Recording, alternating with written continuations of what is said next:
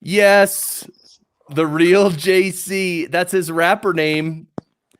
And Heather Welch is here as well. So welcome to the lounge. Look, this is the lounge. You're here. Welcome. It's a Facebook group and live stream. The Facebook group is really cool because it's a really chill Facebook group. It's not the place to get advice and it's not the place to spam your show. I guess you can get advice, but no self-promotion in the Facebook group. So the Podcasters Lounge, we just have fun. And of course, now with this thing going on, we're all kind of home and we're all trying to just chill. And Jim, as you see, the real, should I call you the real JC for this whole stream? No. You can call me whatever you want. Are you going to, oh, look at him though. Wait, hold on. What is it before you show it to us? Oh my goodness. This is what we got on the deck tonight. Oh, jeez. Oh, Screwball. Oh, my. See what happens when you name your stream like this, Heather Welch? Chill and lounge and puff and sip. Clean air and water. That's what I was referring to. Oh. I thought you wanted a puff. See? Water. Oh, wait, I got to look at the comments. There's comments. Eric Hunley. Dude. Eric Hunley is here. And by the way, my episode of my show for tomorrow is with Eric Hunley, my guest. And I just finished producing that audio literally an hour and a half ago. And it's the first, I'll tell the story once we get going. But Heather Welch is from the Sunshine Summit. I'm just going to really quick share this. Not only the Sunshine Summit, but Sunshine and Power Cuts. That's your podcast. And, oh, well, there's the lounge. By the way, Podcast Engineering School, that's my school and all that. Here's the lounge on Facebook. And here's Heather's Sunshine Summit, which is still ongoing, by the way. So the count. One more stream. Friday. Yeah. Friday Tomorrow at 6 Eastern. Yeah, Thursday. Oh. Thursday for you, Friday for me. Oh, Thursday. Okay. Time change. That's right, 19th. Wait, today's 18th. Okay. International Dateline. Okay. Well, there we go. So Sunshine and Power Cuts is your show.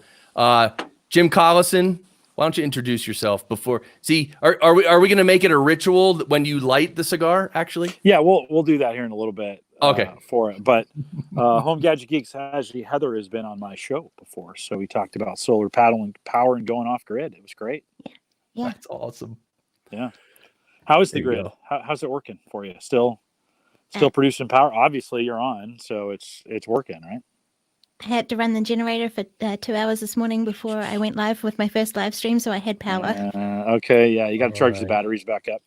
Yeah. Well, it's okay. Wait, I mean, that's better than it running all day, right?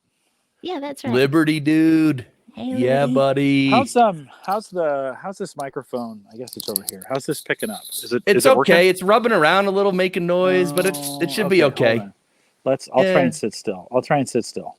All right. Yes, I thought Power about bringing Star. the whole mic out, but That would have been funny. Backyard ATR.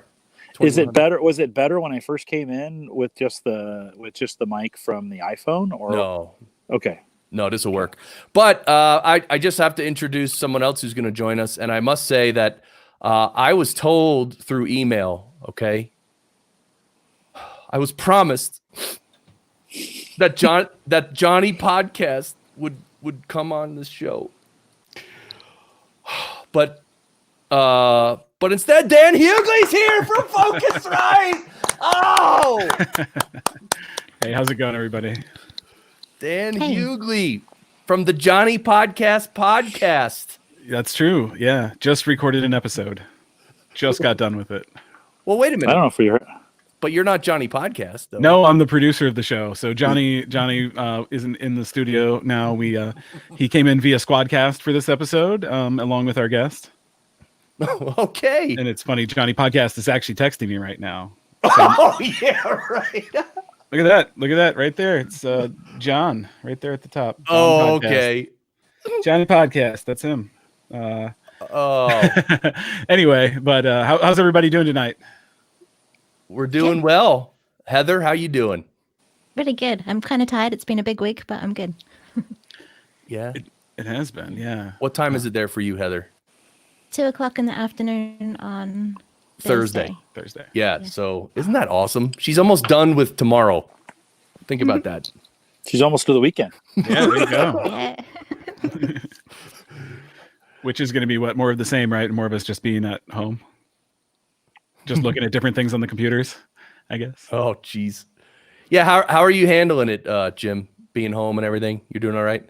Yeah, it's doing okay. I can't hear Dan. I'm going to drop out and come back in to see Oh if, no! for whatever reason, really? I can't hear him. Yeah, no, I just see his mouth moving, and I was going to make fun of him at first, and then You I thought, can. no, That's you fine. guys are all responding like you can hear him.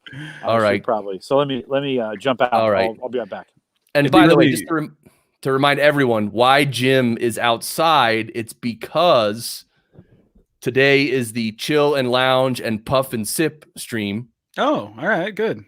Okay, clean air and fresh water, of course. Yes. Don't get any ideas, Dan Hughley. Okay. Oh, look at him.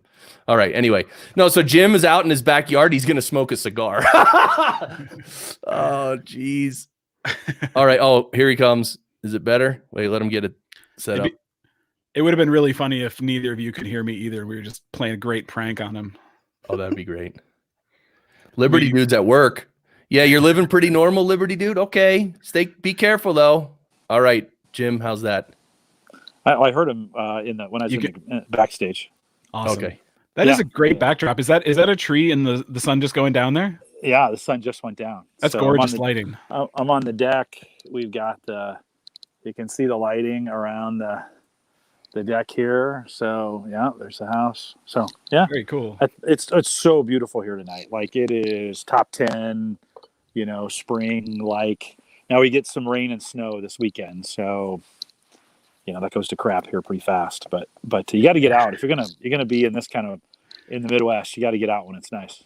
You do, yeah. Yeah, for sure. All right. I just want to say something. I found this today and I actually used it in my show for tomorrow. Can you hear this? No. Can anyone else? You guys couldn't hear that? No. No. Someone's fired. Someone. Oh, I know why. Okay, here's a question for all you Loop audio back, savvy what do you people. need? What? Loop back? Is that what you need? Loop back so we can hear? No, here's the thing. I tried this before because I was actually using this again. To put some interludes in my show for tomorrow. Because what happened was I ended up in this episode I recorded with Eric Hunley. It was right after I had this kind of heated back and forth with someone on Facebook. So when we literally hit record, like throughout the episode, I had these 2 or 3 minute rants about what I was just talking about, and it made sense in the moment, but listening back, it was like, dude. So I had to cut them out. Yeah. So I literally wanted to. I literally had the voice say, I forget what I had it say, but oh, this rant has been redacted. Now let's get back to the show or something just a little piece with a voice. But so Jim, what are you sharpening a knife there, dude? Oh, I was wondering. Yeah, so we got I got a little V cutter. Let's see, there we go. Got a little V cutter right there for the cigar when we get to it. So, yeah, just we got the Stormtrooper lighter. Whoa. Oh, dude. Look at that. That's amazing. Yeah. So a little bit. Well, as we get into this, we'll kind of ease into it a little. Okay. What's up, Yeah. eldest bro? Yes, I'm always ranting. And Liberty Dude says hi. Who was on The Voice? I wasn't. Welcome, I guess Stargate me. Pioneer. Was it you, Heather? No. But apparently I'm in the punk band of the Geeks Rising punk band, so that's awesome. Yeah. So can you sing at all, Heather? Yeah, well, technically, You do have a I don't know very microphone. well. Not to put you on the spot, you do have a microphone in front of you. No pressure. I said, Can sing the theme to Titanic? No, can you? Sorry, no, I'm kidding. Wait, what did he say? He's microwave hot dogs on sandwich bread? What? Okay, wait. We know what the eldest has been doing. Oh, he's been puffing and sipping, I think. Has he? I don't know. So Dan, you're in California, man. How's life out there? Have you gone out at all? I was out for about 20 minutes this morning with my dogs. And that's about it. I've been working from home. Working from home. Yeah. Doing all that Focusrite stuff from home. All of that stuff. Yeah. It was great. I edited, I didn't edit. I edited an edit of the Focusrite Pro podcast today that came from one of your students, is our editor that we hired, and he did a fantastic job. I just had to do an intro and an outro, so I got to do a little podcasting today. It was kind of fun. Cool. Yeah. And Jim, you've been home.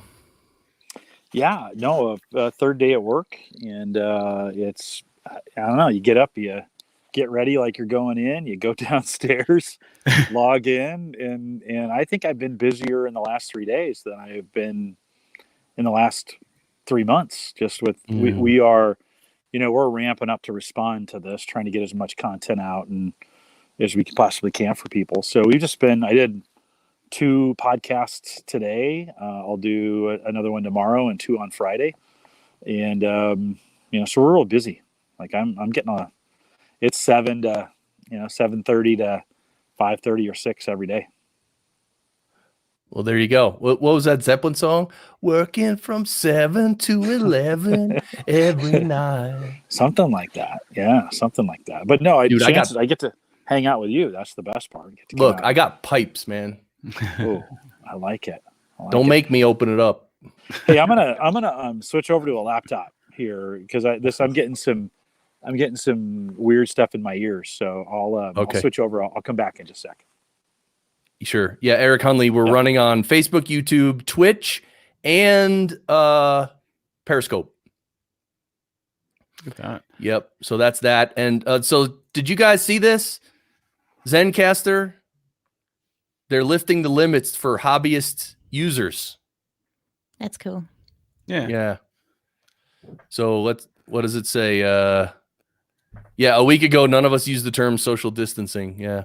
Yep. So anyway, now there's no limits on the recording hours of participants for hobbyist users. Yeah. That's through July. They're really getting ahead of this. That's great. Oh yeah. Through July 1st. Wow. There you go. Well, I have to go see Tool at the end of June. I hope this all dies down by then. I bought concert tickets for mid-May, and I bought these last week. I don't know what I was thinking, buying concert tickets to a concert that definitely will not happen. Well, it'll get rescheduled, right? I guess, or I'll just get then they'll honor it, money back. Or something. Either way. So Heather, what's the scene where you are in New Zealand?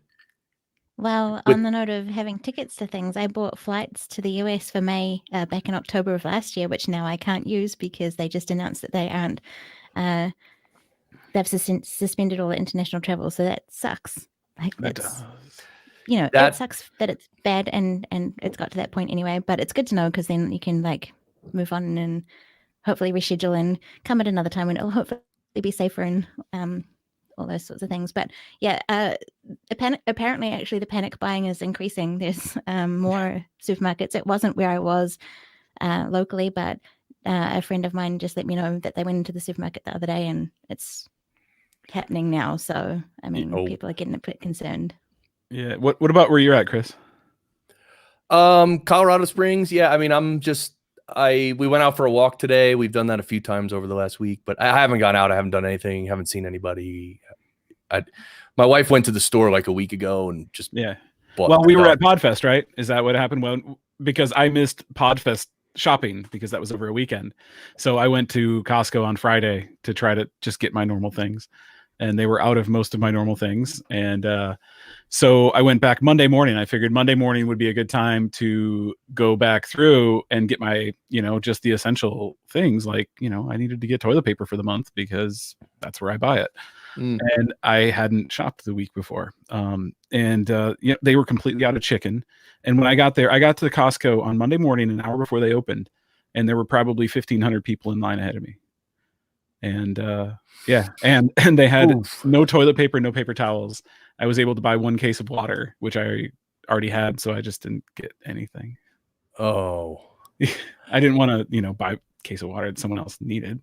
right. Yeah. Wow. Thanks. Yeah. But I That was I did panic buy a cake mix at my neighborhood store. It was like the one thing on the aisle in like the like the flower aisle and stuff. There was 1 cake box, and there was a bunch of frosting. So I bought the cake, and I actually made it today. Awesome. Wow. Look at you cooking. Did you wear an apron? No, I did this on my lunch All break.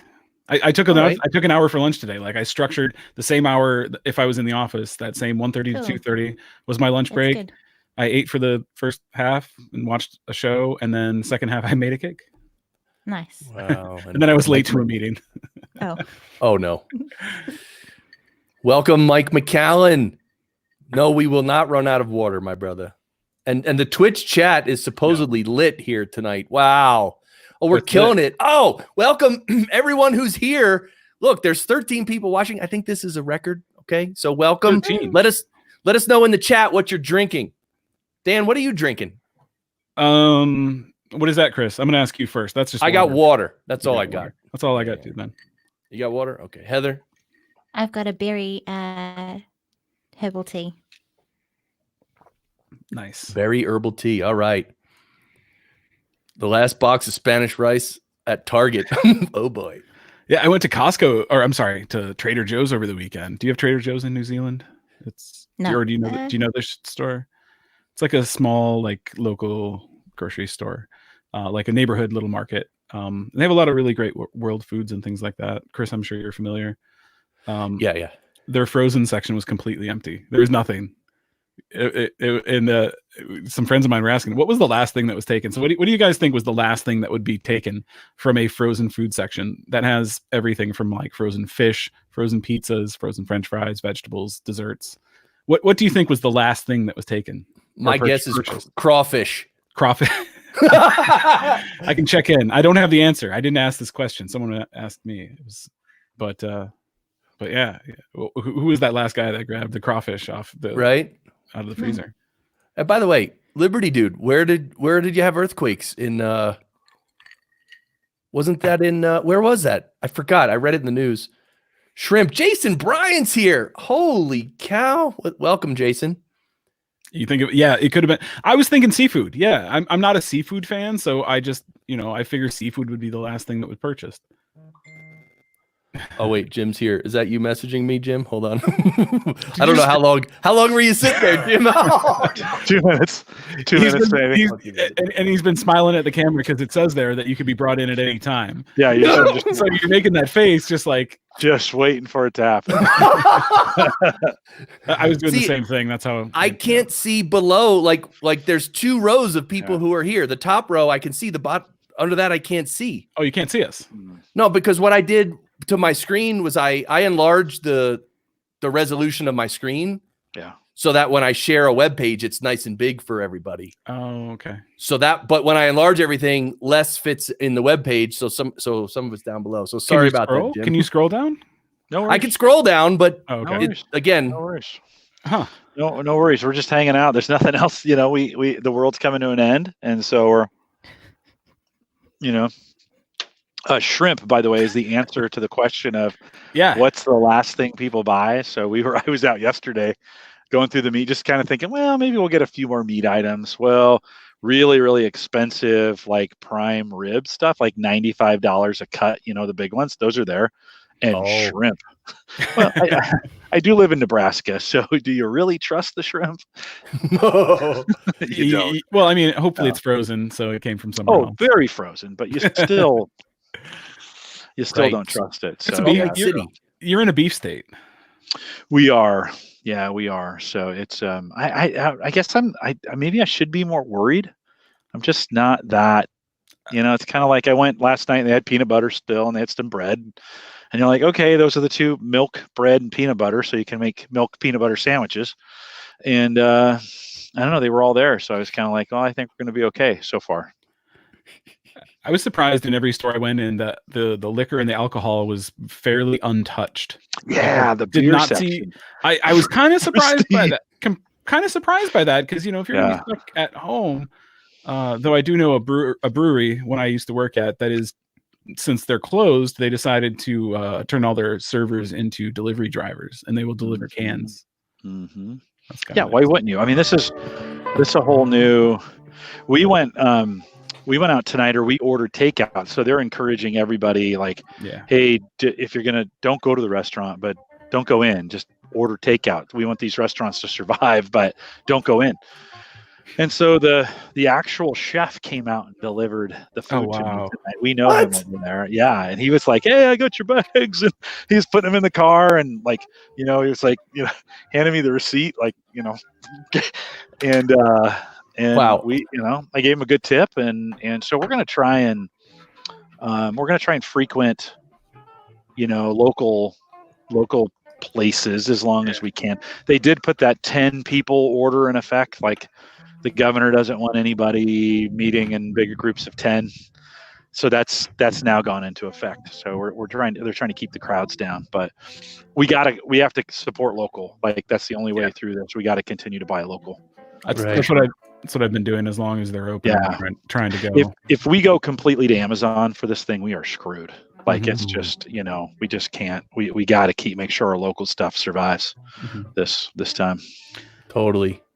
Heather, I want to hear how it is for you, but welcome everybody to the lounge. We're chilling and lounging and puffing and sipping clean air and water, of course. I mean, what was in your mind? Where are you going with that? Oh, Jim! As he's holding up whiskey or whatever that is. Oh, he's shutting it off. There you go. Screwball. Wow. Have you guys had Screwball? No. Anybody had Screwball? No. Okay, it's brand new. It just came on the market about 6 months ago. It's peanut butter whiskey. Oh, interesting. Yeah. So if you're a peanut butter fan, the smoothest whiskey, it's about 35%, about the smoothest whiskey I've ever had. You can mix it with any, any chocolate liqueur, and you have a Reese's peanut butter cup. Nice. Oh my God. It's delicious. It is delicious. So it's gotten real popular. I think it must be, I wonder where they make it at, but it's getting real popular here in the United States. So if you haven't seen it, you probably will pretty quick here. So Heather, is everybody freaking out where you are? What's the situation there?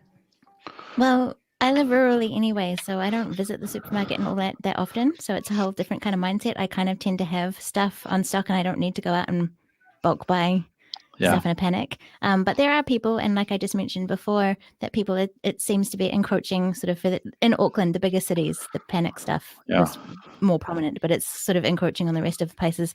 Lots of public events have been cancelled.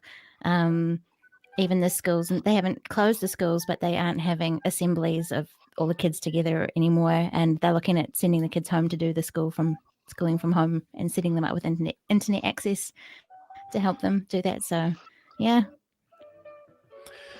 All right. Yeah, that's good. I mean, it's good to be self-sufficient. I mean, if people don't know, we should tell them that you pretty much live off the grid, right? It's pretty amazing.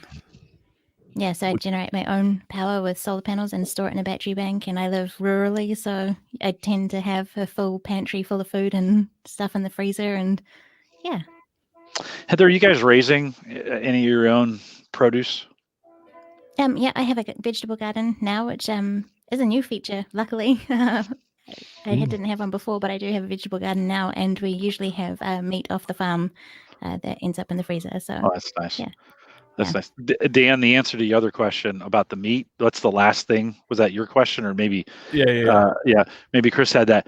By the way, if you go into a grocery store, vegetables, plenty of them. Like nobody's grabbing. I mean, they're perishable, right? Yeah. But if you are ever eating vegetables, you can get them in bulk, as many as you want, as much as you want. Like the vegetable, our vegetable produce section hadn't looked like it had been touched. Like it was still perfect from the morning, the morning stocking. All the veggies were still perfect and perfectly aligned. And I thought, guys, we could do better than this. We still need fresh vegetables. Like, you know. So That's right. Heather has a big mouse wheel hooked to a generator. They take turns running to keep to running the ring to keep the power going. Yes. Do you have one of those, like an exercise bike for that, Heather? No, but I probably need one. he wouldn't do very much. We looked into it. It takes a lot. It takes a lot. Yeah, we looked into it. During the Bitcoin mining days, we thought, hey, could you pedal a bicycle enough to generate power to run a Bitcoin miner? Like, would that work? No, it doesn't. Well, wait, what if you angle the stationary bike? What if you angle it downhill? Does that help? Oh God. Oh. If only that worked.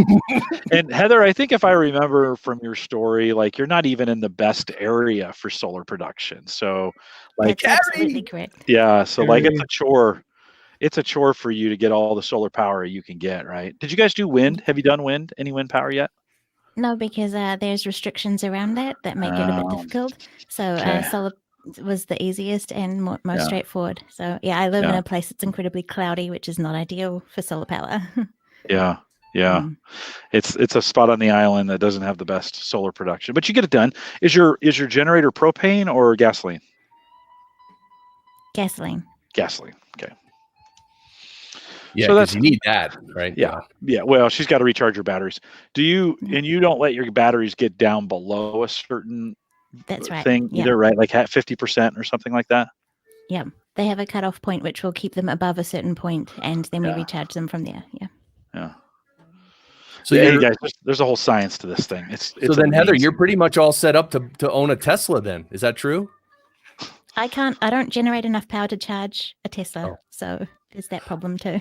Oh, well, that stinks. But I know Tesla's making those batteries for the garages and stuff. But it does make sense. Stuff. Yeah. In Australia, they're making amazing things like big battery bank storage things for powering like whole communities and that. And amazing! It's amazing what they're doing over there. I think we're a bit behind the times here in New Zealand, to be honest. Well, in New Zealand, do you have the Gobi Labs microphone sanitizer? No, I don't think so. I don't know who sent me this, but I'm like, really? $13. Where does this? Right? Who's this sold from? Are you Pitbull Electronics? Are you Pitbull Electronics, Chris? Is that your store? No, it's not. Actually, wait, where is it? I do Hosa. Know. Wait, Hosa. They make cables. Oh, they make cables. Yeah. This is a legitimate product. This is a real product. That's great. All right. Well, let's rate eco-friendly ingredients, ultra fine pump atomizer. Wait, is it like echo or eco? Is that echo or eco? Oh, it's eco. Okay. Look at you. Speaking of echo, tomorrow's episode of my show. Oh my God. Anyway, here you go. Gobi Labs microphone sanitizer combines mom's apple pie scent with dad's leather belt attitude to eliminate unwanted odors. Oh, wow. I need this. I'm going to need it for this microphone when we're done tonight. I just smelled my microphone. It's not bad. It does not smell like apple pie and leather belt. Well, look, for the people who really want it, I got to check the comments. People are probably... Oh, the reviews are probably amazing. Oh, yeah, that's true. Let's look at the reviews. Hold on. Hey, weren't we talking about a combination of like happiness, apple pie, and leather belt? That sounds awful. It's like apple pie is great, and then it just fell off the cliff. Worked on my very smelly case. Okay. It's like friendly and aggressive at the same time. Good for a Blue Yeti. Yeah. Has anyone mentioned a Yeti? Oh. Chris, how is that Blue Yeti working out for you? You got a Blue Yeti as a gift. How is it working out? I do. Well, from our mutual friend. I heard they're on sale somewhere. Brian Etzinger? Yes, Brian Ensminger. This is the greatest gift I ever received, I think. This is an actual Blue Yeti. And I still haven't drank out of this yet. Maybe I could do it tonight. You should. Live on the stream show. All right. I'll do it. I'll do it. Do you want me to go get I don't have a Blue Yeti, but I have a Yeti. Do you want me to go get it? Yep. If it's not the microphone, then get it. All right. So what should I drink out of my cup though? Should I drink The only thing I have besides water is Perrier. That's also water. Or maybe I'll wait. Maybe I'll wait for another stream. Oh, all right. I don't know. Anyway, looks like Jim's getting a cigar prepped. Where's that one from? Let's hear about this. This is a Fresco. Okay. that's what I wanted. Perdomo. It's a Perdomo Fresco.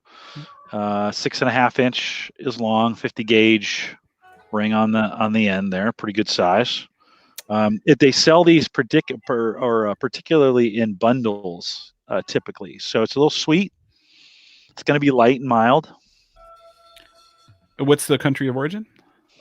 I think it's a dual blend. I think it's a Nicaraguan and Dominican Republic. Okay. I think I'd have to look it up to be sure. Okay, awesome. But yeah, it's a good little cigar. I'm a big fan of a V cut, so I like the V cut end on this. Eldest, I don't know how to get that link, and I just logged into Twitch. But since if you post it again in Twitch, I'll be able to get it. Or else, if you could DM me or something. What's this Sips and what was the name of this, Chris? Sips and Puffs? Sips and Puffs? It was the Chill and Lounge and Puff and Sip. Puff and Sip. All right. Well, let's get a little puff going here. Yeah, let's get the puff going. Enough of this. We're gonna go full screen on Jim Collison. Look at dude, you're like, oh my god. Oh, thank you, Heather. Oh, look at him. Now you're gonna need that sanitizer, the microphone sanitizer to clean up. I know. This thing's gonna smell like cigars. Dad's leather belt. Wow. Jeez. You said you wanted a puff. That's so I'm dude. I'm just gonna keep the camera on you. We're just gonna watch you puff that thing, dude. That is really nice, man. Wow. All right, Heather sent me this thing. Like, I got it. You know what? I'm gonna walk away for a second. I got something. I have a question, but I need to prop. Did I offend you, Dan? I'm sorry. No, absolutely. I'll be right back. Okay, good. Heather, I'm not offending you in any way, am I? No. Okay, good. I didn't even ask. I should have asked if it was okay. I'm sorry. Well, it's virtual. It's not. If you were sitting next to people blowing smoke in their face, I can understand that. Look at that mic. Ooh, that is a rough mic. Isn't that great? What happened to that thing? Dude, that looks like it melted. Is that dirt or is that? That's an RE20. You see that? Yeah. It might be a 320. But there's a Chris. What kind of console they got back there? Oh God. It It looks like it's probably a digital board. Maybe a front of house. Johnny podcast. Hey, speaking of Johnny Podcast, I need advice. I need advice from some podcasters. So, is it all right if I ask advice here on the podcast? Of course, anything goes on the street. And this is really funny. Look at this. This is no joke. There's a Post-it note on this. If you guys can see that. What's that say on there? On the Post-it note? Karen. It does. Wait, hold on. I didn't see. Wait, what? You showed something? I'm going to show. Chris Curran, this is your property. Okay. I'm going to show right here. I haven't had a chance to send it out, but got some brand new Johnny Podcast T-shirts. Wow, you guys see that, dude? Yeah, that's good. You can see it. Perfect. This one has your name on it already, Chris. But I have a couple more.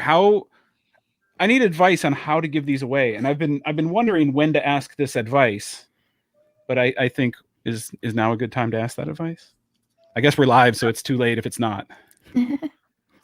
No, this is good. We can ask. What do you think? What would you guys do if you had some shirts to give away and you wanted to give them away?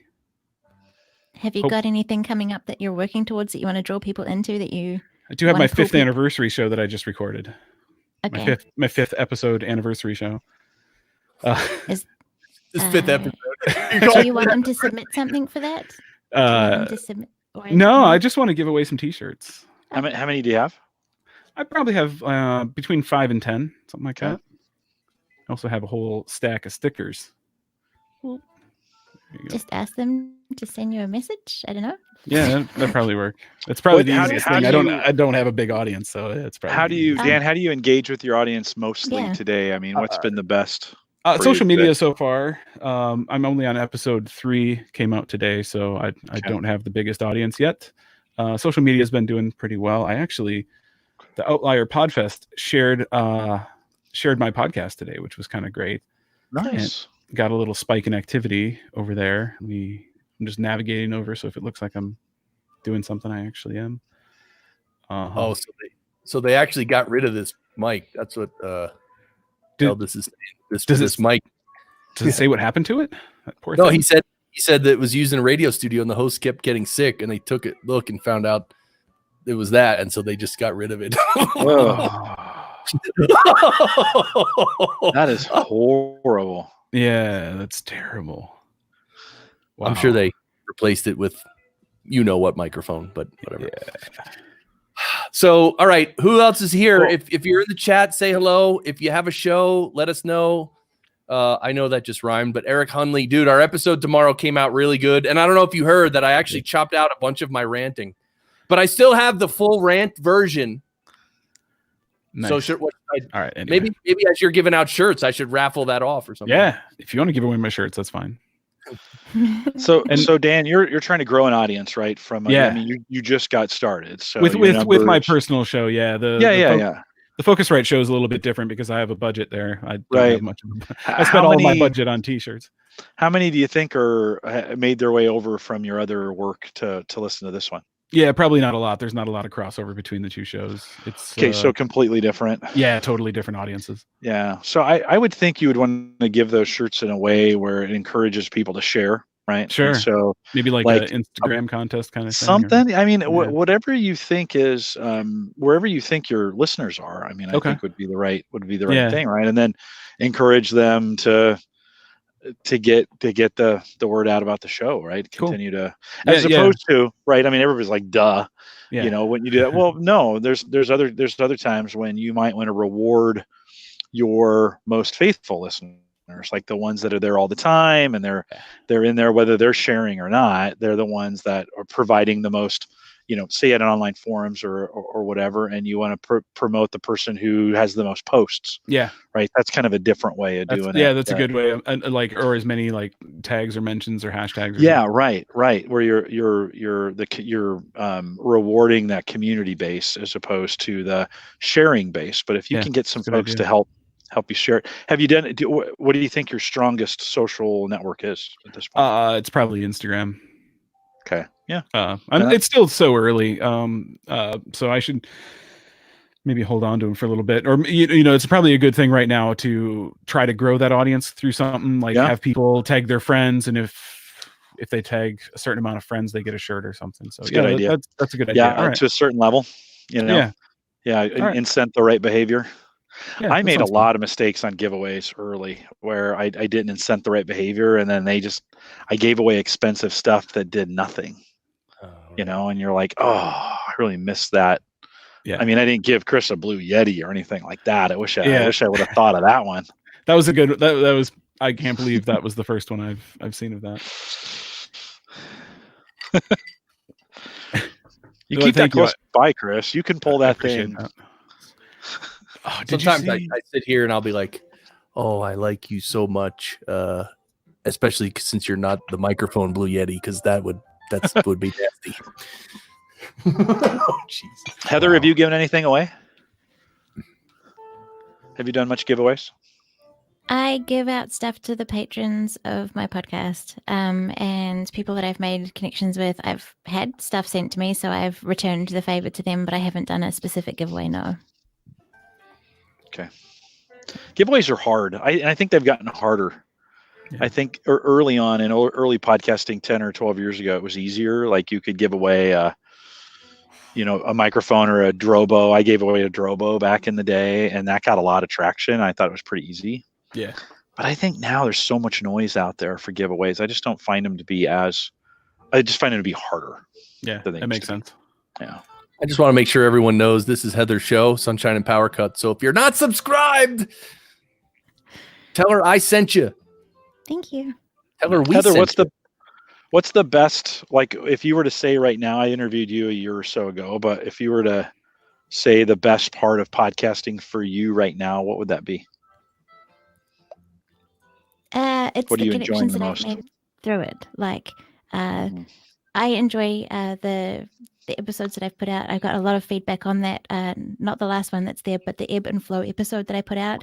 I'm really proud of how far I've come along this journey of learning how to podcast and learning and just developing the content, the type of episodes that I'm putting out. That one turned out really good, and I had lots of really great feedback on it. But the connections that I've made with people who listen are huge, and listeners, but also others in the podcast community, and being able to hang out with you guys here, stuff like that. That's awesome. Cool. Yeah. I don't think we ask that question enough of podcasters. Like, what's your favorite part?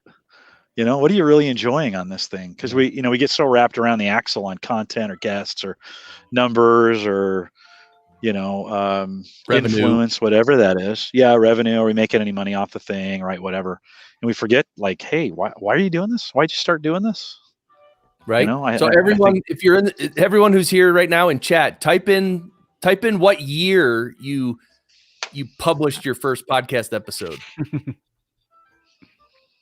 We'll go around the horn. What year? Heather, what year did you publish your first one? 2017. Nice. Jim? I was a guest. My first guest appearance was April 2009, and then my first show was December 2010. Wow. 2010. Dan? 3 weeks ago. No, I think for my own show, I think the Focusrite show started in June. Oh, that's right. Yeah. Almost you were a guest on both of my shows, Chris. Yes. You're the only one. And my name on your Johnny podcast was Larry Festina. Larry Festina. You were mentioned in tonight's episode. Really? Yeah, you were. You know what? Actually, Podcast Engineering School was mentioned as well as Larry Festina. And remember, you said that Johnny Podcast taught Squadcast, and right. So yeah, you'll have to listen to the episode when it comes out. But there was some issues that Johnny Podcast had. Oh, he was on the show. He was on the show tonight. Johnny himself. He was called in via Squadcast. We had Johnny Podcast on the show. What's interesting is that that's the 4th episode or 5th.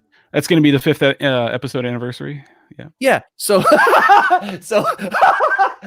very special show. Johnny Podcast has his own show. He didn't even appear on his own show until episode 5 anniversary episode. Well, he was in the promo. He was in the trailer. He made the trailer. and we had his brother in the episode that came out today. Danny DJ was his brother, so he was in today's. But MMXVI doesn't that mean 20? 21 maybe 16. Oh, I don't know. Yeah, 2016.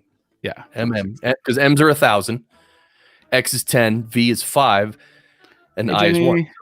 Yeah. Hey Jenny. What's up? What year did you start podcasting, Jenny? We all just posted it in the chat. Facebook user 2016. All right. Well, just remember, give Facebook permission to show your name so we could see your name if you want. Where do you do that in Facebook? Where do you go to do that? I couldn't find it. So in the post itself, it says, "Hey, we're going live," and whatever. BS I wrote right under that. It says to give StreamYard permission, click here, and you just have to click it. Okay. I've never done it. And is it by show or is it universal permission once I give it? No, I think it's per stream. Per stream. Okay. Yeah. There you go. Yeah. Yeah. What crisis? Yeah. You got plenty of cigars. You're good.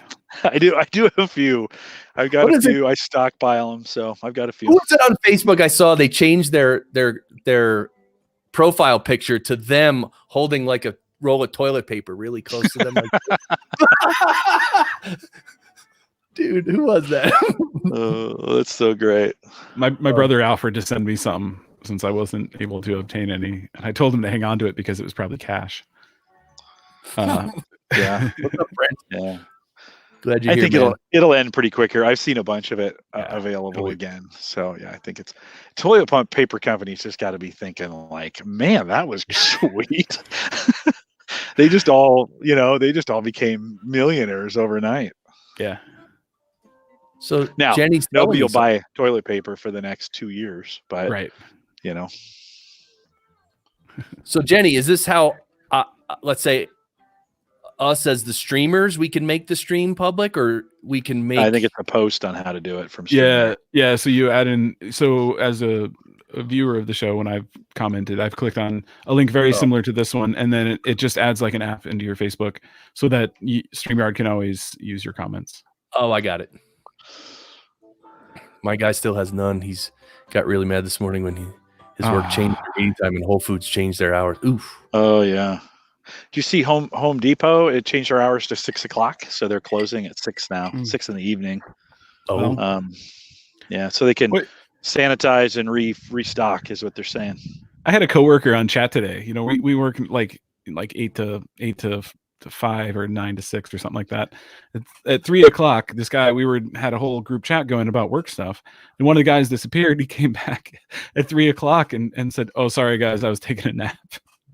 Like, wait, it's still a work day, man. Wow. Yeah, this working from home thing's pretty rough, right? Yeah, I guess. For Heather, have you ever taken a nap during the day when you're working from home?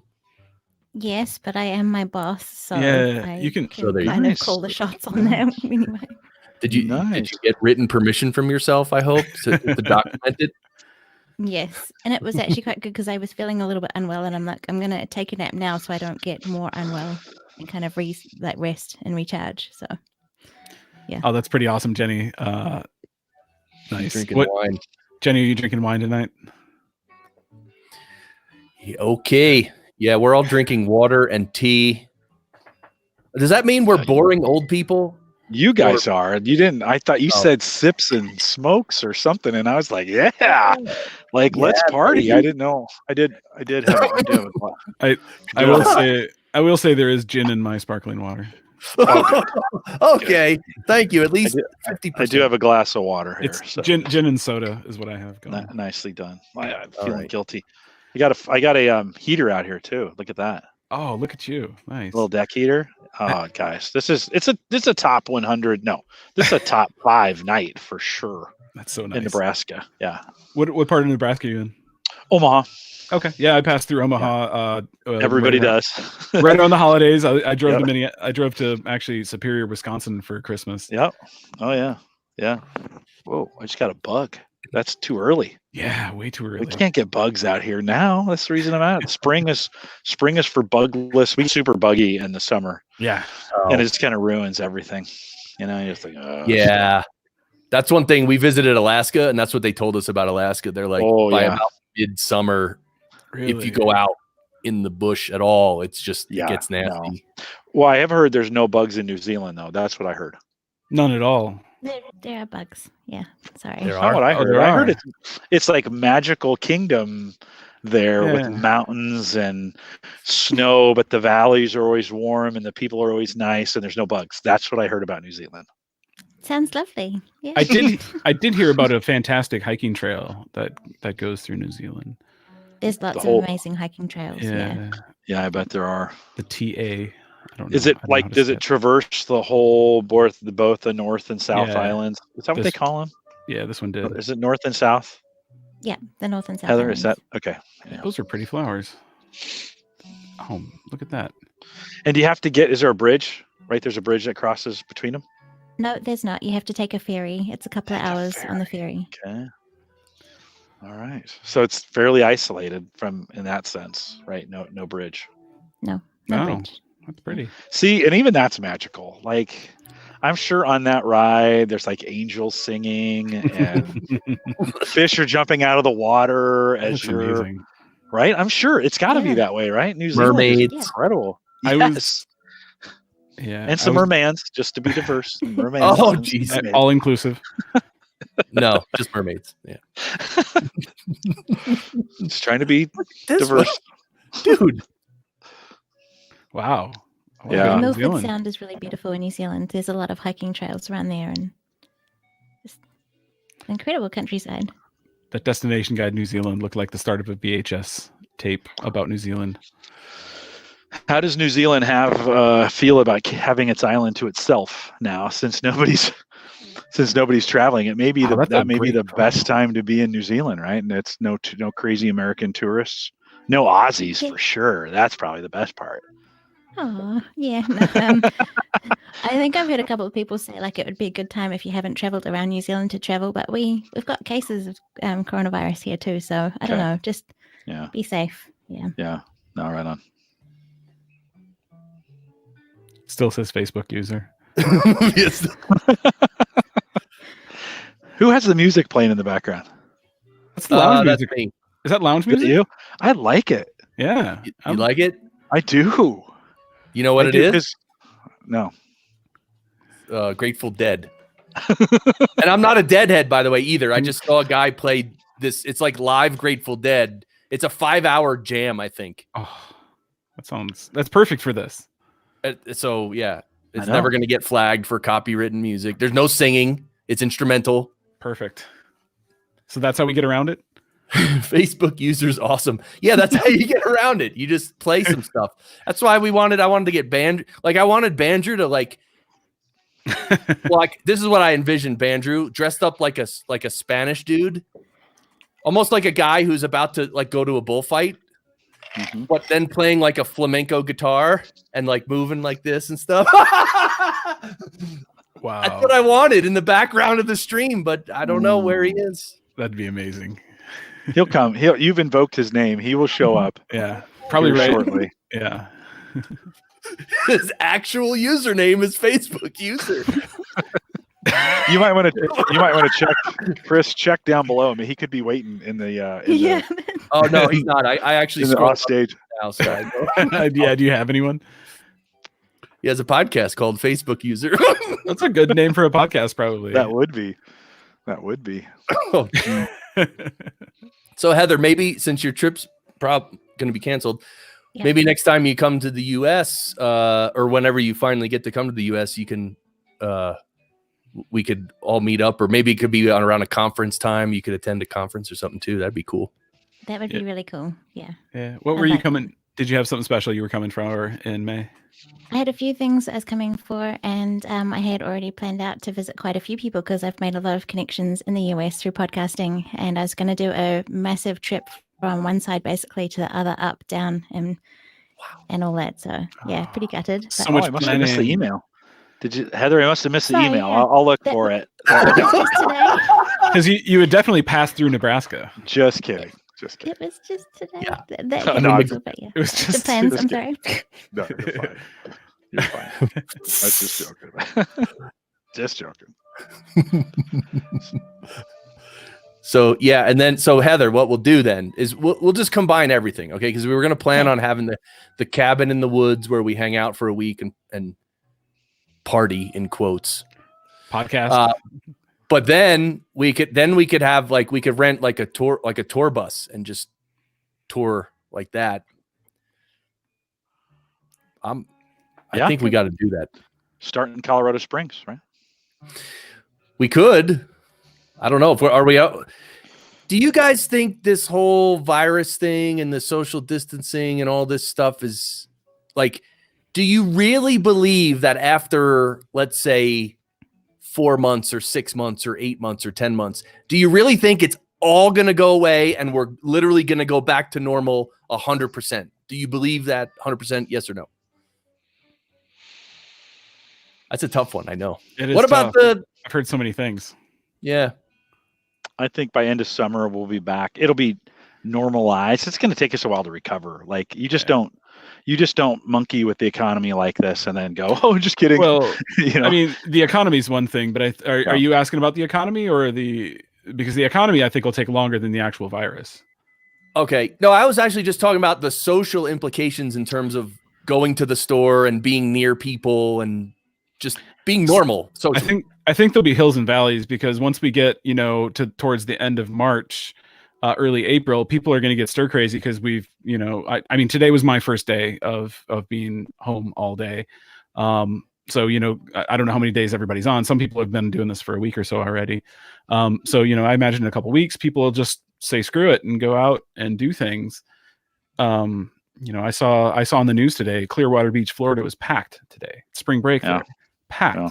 oh, Yeah. Hundreds, if not thousands of people. So, in a couple of weeks, I think people will just get out, and then there'll be hills and valleys with the illness itself.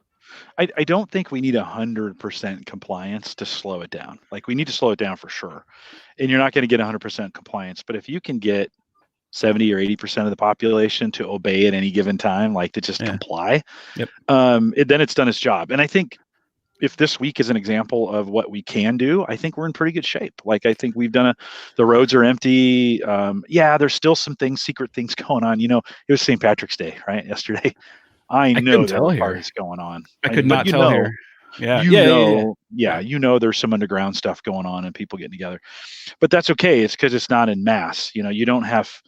We would have in June. We would have 1 million people come to Omaha for the College World Series. Like that's a problem, right? Yeah. Putting 60,000 people. It's probably not as many as they get. Putting 25,000 people in a basketball arena or the March Madness. Think about how many people like we shift around for that. Those are problems. So I think we actually covered probably 70% of it just by canceling most of the sporting events. And if we can continue to keep people away from those kinds of things, it should glide through. People will get sick. We're still going to have some problems, but it will flatten that curve enough that and I think by fall, winter, people will be like, okay, that was a thing, and now we've got. You know, it'll just depend on how quickly they come up with a vaccine for it as well. So yeah, that's what I think.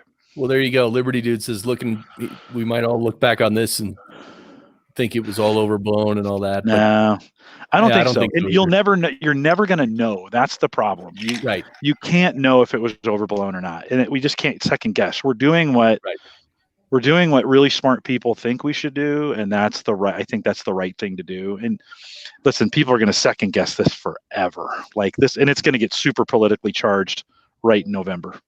So that the worst of it will be then, for us anyway. So I don't know about you guys in the wonderful land of New Zealand, but it will definitely get really politically charged here in November.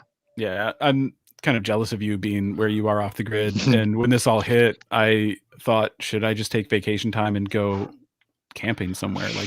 I have the sheet behind me is just covering all of my camping stuff, to be honest. I was thinking, should I just pack all that up and just go off grid for a couple of weeks? But then I realized, how am I going to find out if I should come back or not? Yeah. Yeah, and Liberty, with regards to things will return to normal, and when the real threat hits, we will underreact.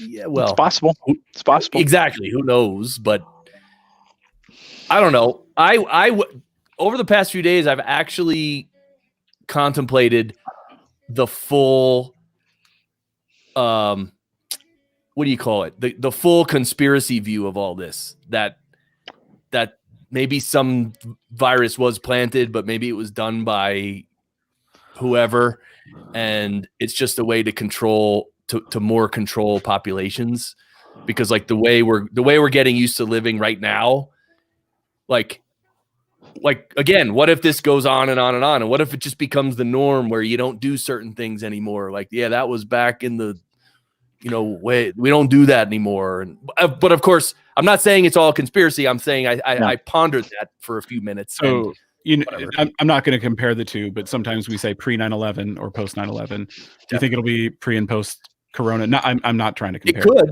It could. But yeah, I think so. I think it will be. I think within a year we'll be back to fairly. It's going to affect a lot of things in the way we think about stuff. And if it gets people washing their hands, then we've succeeded. I hate to say, I've been washing my hands for a long time. Yeah, a lot of people don't. And if it just does that, then it's succeeded in a little bit of public health hygiene. To be honest, we're not as humans, right? As animals, we're not designed to do well in isolation. That's not a great for both our psyche and for our immune systems as they stand. We kind of need each other to challenge our immune systems to stay strong. And if we started isolating long term, we'd have situations, look 500 years ago when Europeans showed up on the continent, and those folks didn't have those kind of basic, or at least the European diseases, right? And we just wiped them out. Mm-hmm. And so we don't want that. We need to be kind of regulated about it. Yeah. And really, these only happen every 100 years. Just, to be honest, these pandemics, they're kind of once 100-year kind of thing. So would we really see another one again this quickly? I don't know. I doubt it. And then I know you said underreact, but maybe we'll overreact like we as Americans tend to do, because what happened in the last one? What was Ebola was the last one? Is that right? Or swine flu, one of those. And this is and it's progressed from one to the other. Right. And this is something I've never seen. Commenting on the things I saw in stores, it was surreal to go into stores where I thought today, I was like, oh, do I have this for cooking dinner? I could just run to the store and grab it. It's like, but can I? Just from how it was the other day. And I don't know if that's something we'll ever see in our lifetime. I'm not sure my parents have seen that in their lifetime. Yeah. Well, but not a complete run, because the supply chain hasn't broke down. So it hasn't. And within a week or two, grocery stores will be stocked. It won't be a big deal. And then, they'll complain about loss of business because people have stocked up and they don't need to shop. But it'll all work out within, with the supply chain, like you say, in a few. Yeah. You might see prices come down like you're seeing with gas right now, right? Yeah. At least, I know, Heather, I don't know about you guys, but we've seen probably a quarter reduction in gasoline prices here in the United States. And it's under $2. That's pretty cheap for us. And so I think you may see that same thing happen with some of these items where everybody's stocked up on and then nobody's buying. Yeah. So is anybody doing a lot more meditation these days? Anyone? We should probably. Heather, do you do any meditation? Well, interestingly enough, the Mental Health Foundation of New Zealand just put out top tips for well-being to help cope with the things that are happening right now, and they had some good points on it. And it was about finding ways to connect that you can, taking ways to take notice, and being active, and keep learning, and spending time with nature, and keep doing your regular routine things. Make sure you keep looking after yourself and taking your medication if you're on medication, or finding different ways to relax, and limiting the amount of news that you follow if you find that really overwhelming, just to not, build up a bit of hysteria. So it was really good tips that they had, and I appreciated that. Yeah. I agree. Yeah. Is it easier for you, Heather, to stay more grounded because you are a little bit more isolated than the average person, do you think? I tend to not be one to follow hardcore all of the news, so that's been good. I haven't had it sort of all around me, but to be honest, not knowing what was going to happen with my flights got me quite anxious, just because I had been looking forward to that for a very long time, and I'm really quite relieved that the airline made a decision, because now I don't have that pressure on me anymore. But yeah, I've been doing stuff like taking some supplements like vitamin C, and I've got a really good pharmacist or chemist that I see to pick up things from, and they recommend a few things to just help keep you well. And I was taking a vitamin B supplement, because I have had a lot on this last year, and this year was really stressful with personal and work things, and I actually ended up with a bit of a deficiency. So I was taking these vitamin supplements, and it's helped me cope, which is amazing. So yeah. Wow. Yeah, Liberty Dude's doing yoga chants, sitting in the sunlight. Sunlight is the great cleanser. Yeah, there is something about sunlight. Mm-hmm. Yeah, it's been gloomy here the 3 days. Like we've had clouds since Monday, and it's going to be a stormy weekend, so we haven't really seen some sun. It would be nice to. I'll be honest with you, this is spectacular right now. Just sitting out on the deck, talking to you guys, great conversation, good cigar. Nice. It's pretty great. All of a sudden, I'm like, what problems? The Podcasters Lounge. Come on.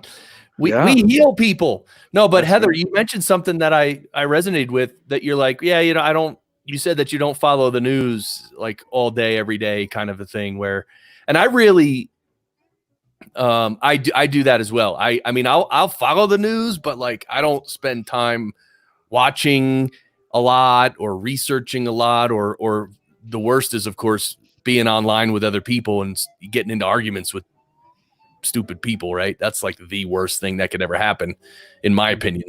So I need to know what I need to know. And then besides that, I don't want to get any deeper into it because it's just like a drama. Like it's a drama. And it's like the thing with drama is it's not real. It's just drama. Mm-hmm. So like not getting caught up in the drama is a really good thing. That's even a spiritual concept. So I like that. Yeah.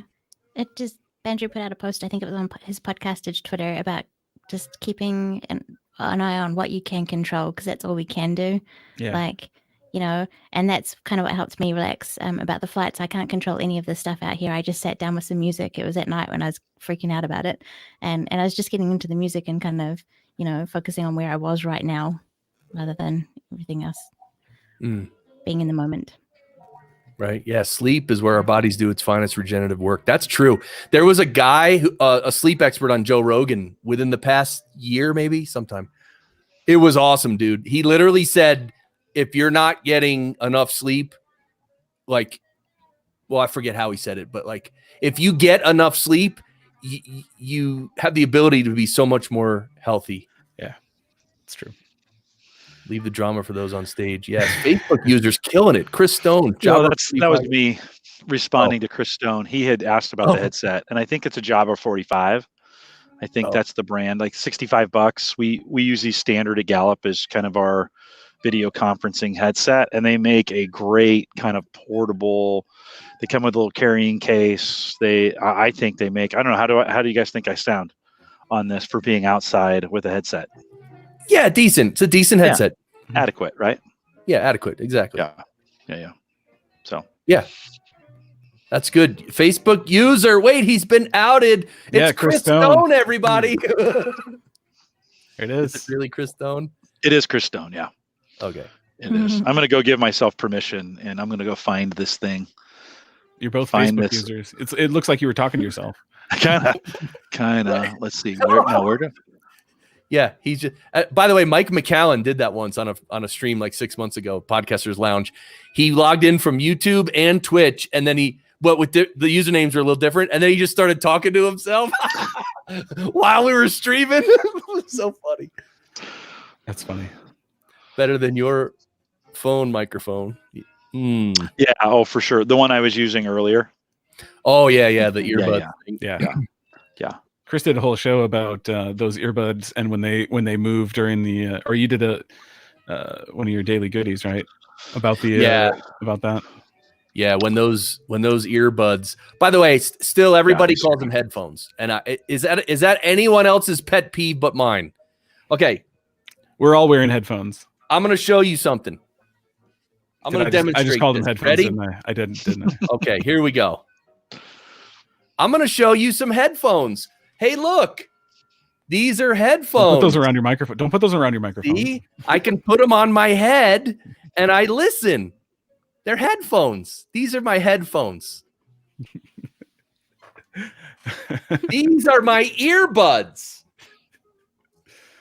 See, these are little buds that go in my ears. Oh, look at those. Those are the fancy These are ones. earbuds. Okay? These are headphones. These are earbuds. These are earbuds. And here's the little microphone on the wire right here. Yeah. And these are headphones. Okay? Rant complete. That was a good one. Was that a good one? Did someone clip that? Chris, I don't know if I've ever seen your ears. Like, I think that's the first time I've ever seen your ears. I've definitely seen your ears. I've seen. Okay, I like it. Look at that. It looks like. Well, he can't hear cold us steel. now. He can't hear That's us. the now. cold steel look that he's. I before I got into podcasting, I was an ear model, actually. Got it. Nice. It looks like you've been editing for a good amount of time with the ring around the ear. Actually, I don't wear these when I produce audio. I usually use my monitors. Oh, here's a random question. What about bone conductors? Was that part of a previous conversation? Daniel Hager. Oh, geez. What's up, Daniel? And what about bone conductors? I don't know. Apparently, earbud is a thing. Well, it is, because here's the thing: when people connect to do a podcast, and I'm like, "Oh, are you wearing earbuds?" I'm like, "Oh, I'm wearing headphones.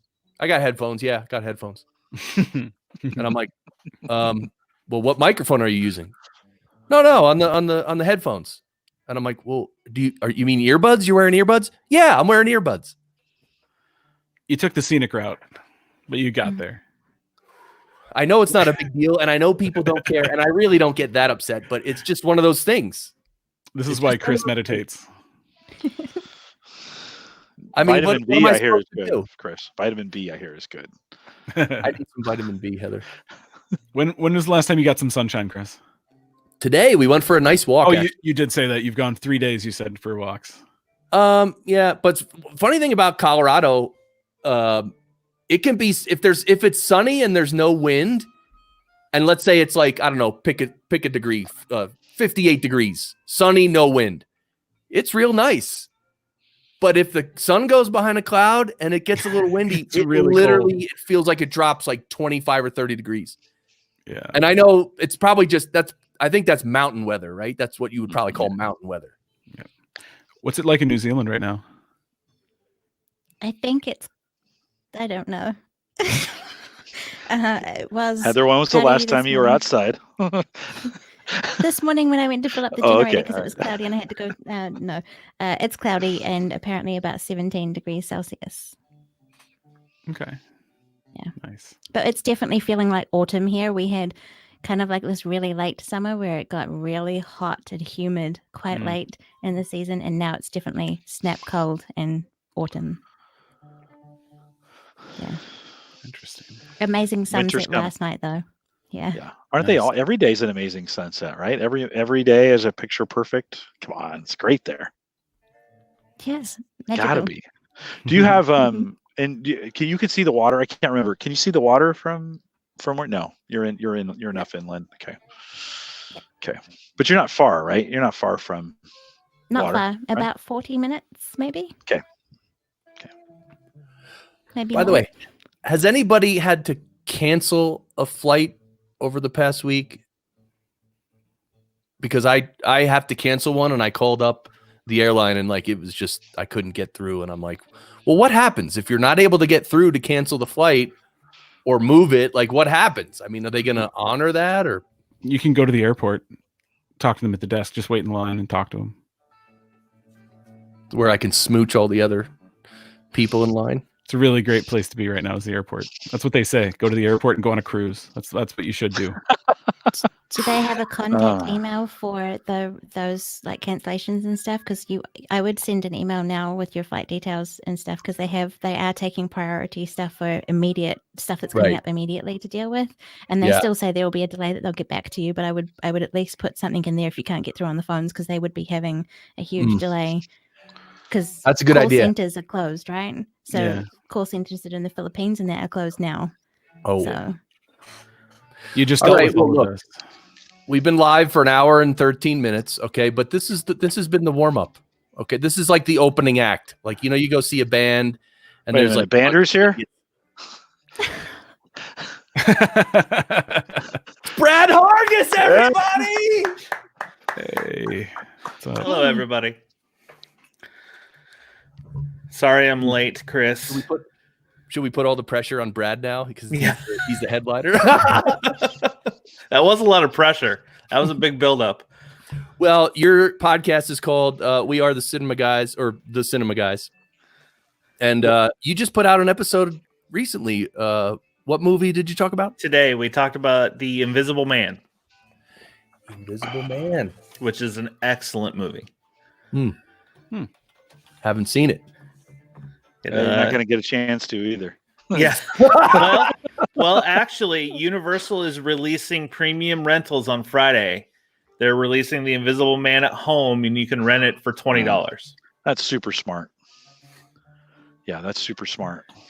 What's Yeah. up, Gary? Welcome, brother. Do you think people will take the these movies up for that kind of price? They're used to paying nothing or maybe renting it for $3. Well, we've talked because they're going to do the same for the new Trolls movie, and our kids really want to see it. And then like $20 for the 4 of us to see it, that's cheaper than going to the theater. So yeah, I mean, we're going to take them up at least on that one. But yeah, I think it's a perfect time to test out the market on it. yeah, right. But $20 is kind of where they're landing. Yeah, right now $20, and you get it for 48 hours. And which app do you use to watch it? They're going to do it on any of the digital iTunes, Prime, nice. Okay, Google, any of those. So that might work. Yeah, that might work because you have enough people with home theaters where even Mm-hmm. first run movies. I mean, say this does work. Maybe okay. Let's remember when Lord of the Rings came out and everybody was going crazy over those things. Maybe you do you release that thing for $30 or $40 for the ones who just want to watch it in their home theaters early. Yeah. Oh, exactly. They get early access to it. Yeah. I don't know. There's been the rumors of premium rentals for quite a while, and right now it's the landscape's set for it. So unfortunately, but it had to come to that form to test it. Yeah. These situations like we're having right now are perfect. Like they stretch us. I mean, we can respond in 1 of 2 ways, right? Fear or opportunity. Yeah, exactly. And they stretch us to do things. Like nobody was doing this. We had done this stuff a couple years ago where we just get online and talk for a while, and then it kind of fell off. Yeah. And then and it's kind of come back. I see a lot of people, not just Chris, but I've seen a lot of folks hosting these evening chats, so to speak. So this could be an explosion for podcasting too, with people. Yeah, we're gonna start doing the same thing. We're gonna start at least for a couple weeks of, hey, this is what we've been watching while we're stuck at home. Right. That's a good idea. Yeah, why wouldn't you? It's a perfect opportunity for you guys to make recommendations. Hey, I didn't know there was premium rental on stuff. Like all of a sudden, that's like, yeah, heck yeah, I want to watch a first run movie. Yeah. And they're Movies Anywhere that Disney owns. They're starting a beta of lending digital movies out, so you'll be able to lend one of your digital movies to a friend. Oh, which kind of cool. Which I think is a great idea because DVDs you lend them out all the time, and then with digital you have it. You got to bring everybody over. But look at how your website's loading. Is it literally it started going line by line. Look at it. Dude, this is like 1998. Are you on dial-up? Dude.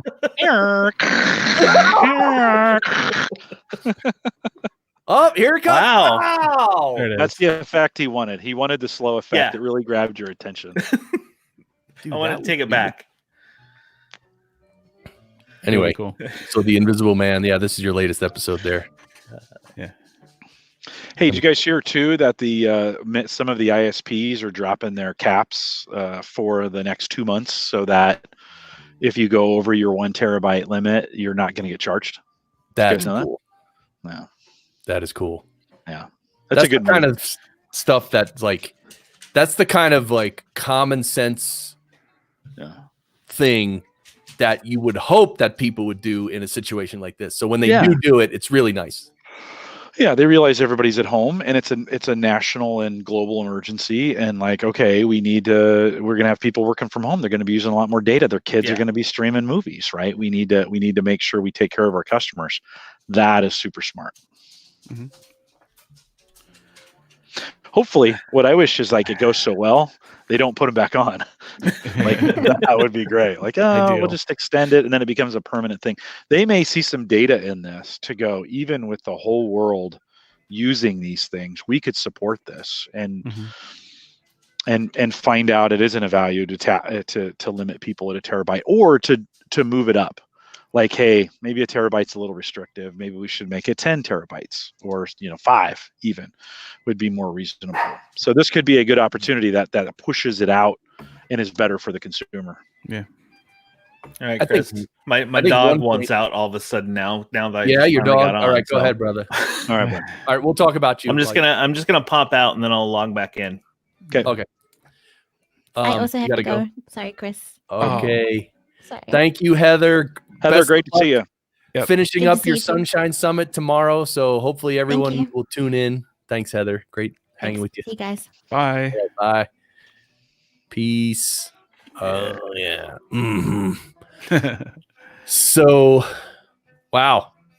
Yeah, I think they'll probably, instead of 1 terabyte, they'll raise it to about 1.03 terabytes. I think that's probably good. That's ideal. I could see 5, to be honest with you, coming back when they come back Right. with it. They're like, or even 2. I mean, doubling it would be actually helpful to say, Yeah. okay, we're going to bring them back. We're going to make it 2. Yeah. That would be a win. I'd take it. 2 would be great.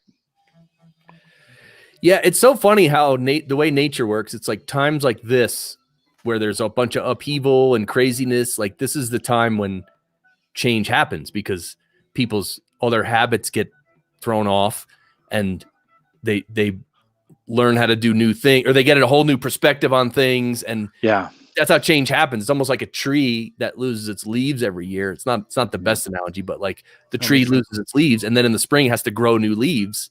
Right. But as humans, we can actually decide what we want to grow. Like, we don't have to grow the same leaf every year. We can grow a new leaf or turn a new leaf or show a Gary Mayholm comment. You don't trust any of them? It's a valid point, but the fact of the matter is it forces them to do the right thing, and they do it, and that's what matters. Right. Whether their motives are pure or not, they're doing it, and that's pretty great. We can't control their motives, but certainly they're doing it. They responded, and that's pretty nice. Liberty Dude also says studios have cut their throats in movie theaters by allowing movies to hit home viewing before a 2-year wait. I tell you what, I used to think movie theaters were a thing of the past, and I go to a theater now and it is jammed. I mean, there's more people at theaters now than I've ever seen. It's crazy. So I don't know. I keep thinking, I thought we go watch a movie, it comes out on a weekend and we go watch it or whatever.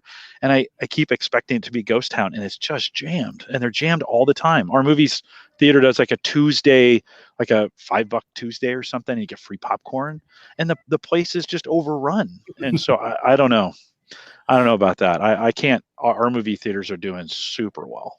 Yeah, good. Recently, we went to a Sunday morning. The first movie on a Sunday morning. Apparently, the one local theater, you get like a big discount if you go to that first showing. I think it ends up being like 11 a.m. or maybe even like 10:45 a.m. But it's almost like half price. So me and my wife did that once, like about a month ago. It's pretty good. Nice. You gonna say something, Dan? Yeah, I actually have to run. It's time for me to take my dogs out. All right. Well, I started a trend. I come in late. Yeah, I gotta go dog. take the dogs. So I don't have a dog, and I'm out already. So yeah, lucky you guys. I'll see you guys next time. I'll probably good seeing you, Dan. Yes. All right, you guys Great too. hanging with you, brother. You too. Have a great night, everybody. Have a good one. Jumping in, you bet. All right. Peace out. I only came back and Heather was gone, and now Brad, you're just sending people away, I man. guess You started talking movies, and they're like, "I'm out." Oh, the movie guy is here. If I hear of Jumanji one more time, I was like, didn't we do that movie already? I thought we did Jumanji a couple times, but I guess it's got a new one, right? there is, and they're fun movies. They're Yeah. nothing that I'm going to be like, oh my gosh, it's the best movie ever. But they're just Anything fun. with The Rock, anything with The Rock is pretty entertaining, right? For the most part. Exactly. For the most part, yeah. He's Yeah. What apparently in real life, The Rock is like a really big dude. Is that true? like physically? as far as stature, like Yeah, no, I heard he's Yeah, like he's gigantic. just huge. I heard he's a huge dude. I would assume it. I mean, All right, I'll look it up. Liberty Dude usually waits a week or two. But you were talking about movie theaters being busy and Mhm. them doing, the discount stuff and like cheaper matinees, and then like AMC. I'm part of like the AMC A list where you pay the monthly fee, which Movie Pass kind of started that whole subscription service that theaters bought onto, thankfully, after they went under. But Yeah, our theaters are doing super well here in Nebraska. So maybe it's a local thing, but I just have not seen theaters struggle at all. Dude, he's my age. I'm actually like 3 weeks older than The Rock. I should call him up. We can hang out. He's a pretty big guy. Did you see Yeah. Hobbs and Shaw? I thought Hobbs and Shaw was a pretty good. Yeah, I'm a big fan He's of the fun. Fast and Furious series, Yeah? and Yeah. that was the one out of all of them that it was just too long. They needed to okay. cut some of the jokes a little bit, Yeah. but Yeah, you might be right. I watched it on a plane on my way back. I was coming back from Europe, and it was one of the plane movies, and it was just a fun one to watch in a plane. that's a perfect. Just Yeah. like, you know what, Yeah. I'm just gonna turn my brain off. Yeah, And longer the better. Like Exactly. stretch it out. I wanted the director's cut of all of the Lord of the Rings, so that it take the whole flight, right?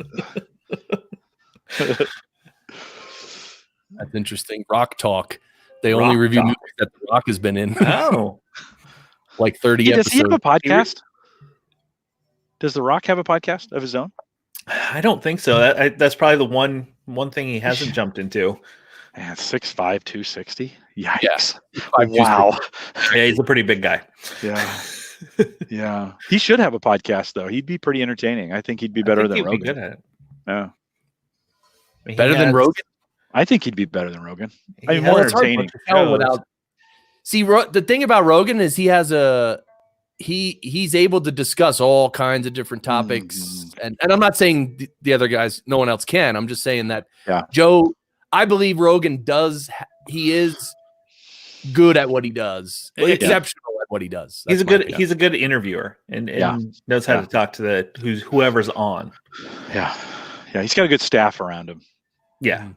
Yeah. He has a really good staff. They prep him well for it. But I think The Rock could be more entertaining. I mean, he's such an entertainer, and the things yeah. he says are super funny. And to each his own. But I just think he'd be a pretty good podcaster.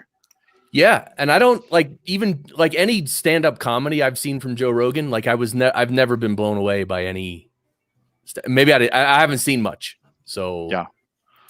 But You're right.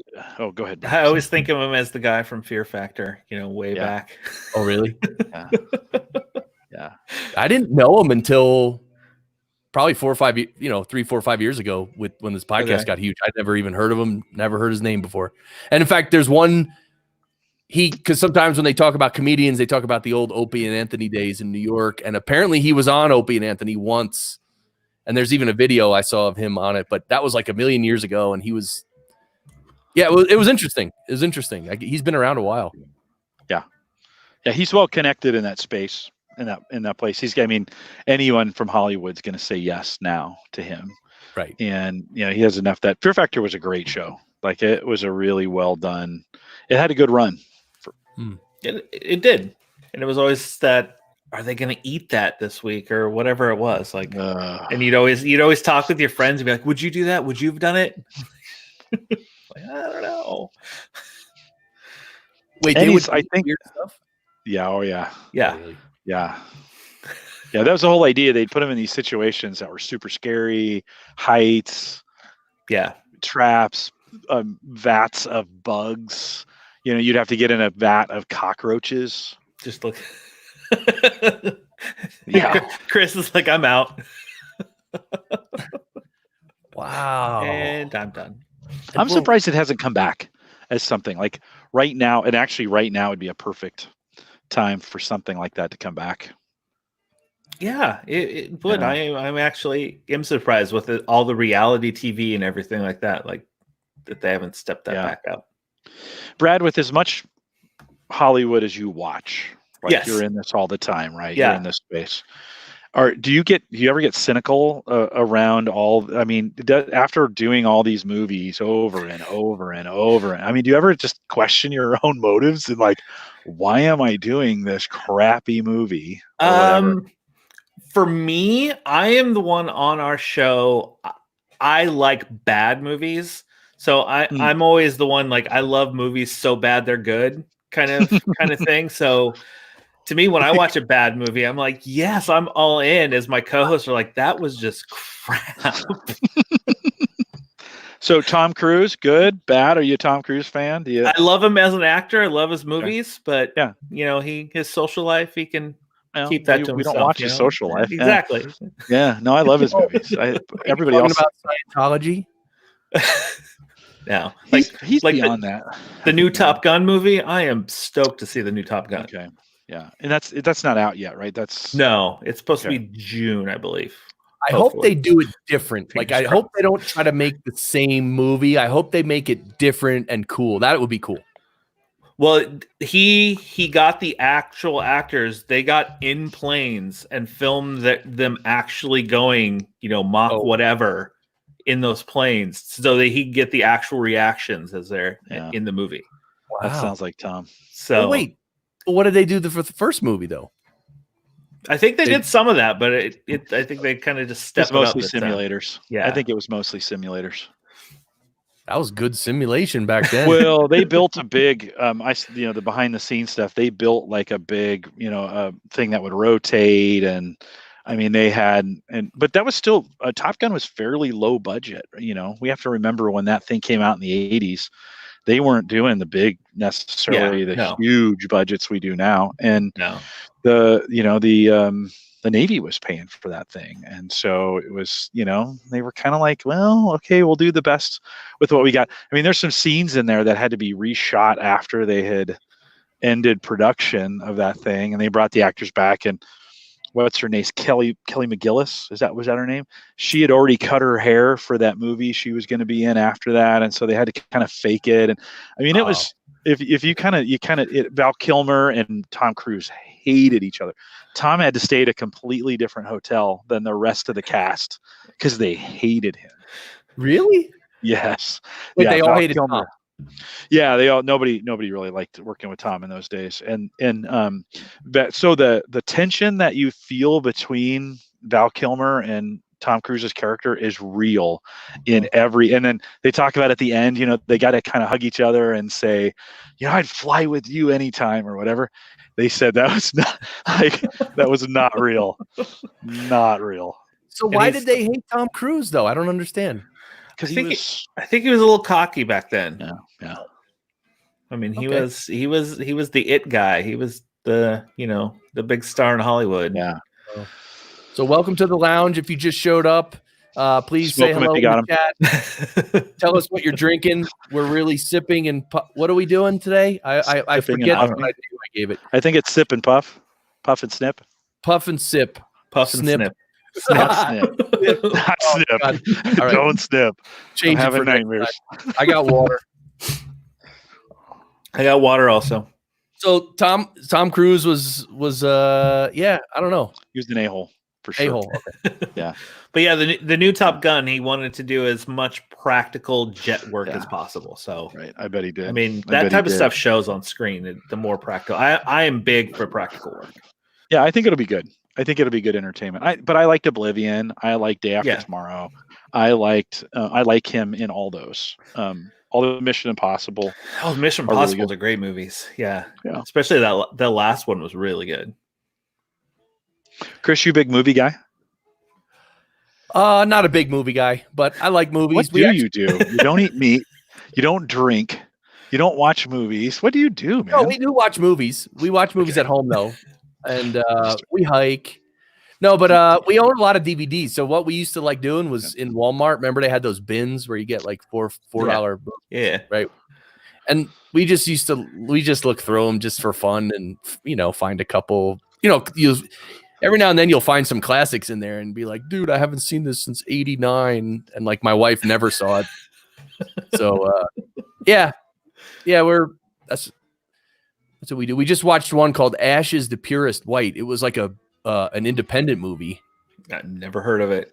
Yeah, because I watched this one video on YouTube. It was this guy, and he's like, these are the 10 best movies of the year, but not blockbusters. I forget what he called it, but he didn't say independent movies. But anyway, talked about all these movies and how good they were, and he told you a little bit about them. And so I wrote down a bunch of the titles and looked on Amazon Prime to see what I could get for free.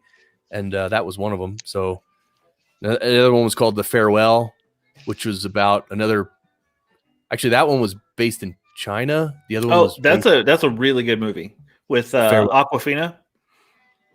I believe so. Where her grandmother is dying, and they're keeping it a secret from her. Yes, really good movie. Really good. So movie. here's the thing: my wife is Indian. She grew up in India, right? And so she knows the Eastern way of life, right? And I asked her, I'm like, why would the family keep that from her? Like, because they went through a lot of trouble to lie to her.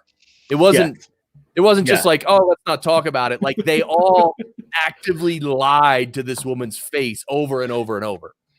And like, just as a person who just wants to be honest with everyone, like I couldn't take that. I was like, oh my God.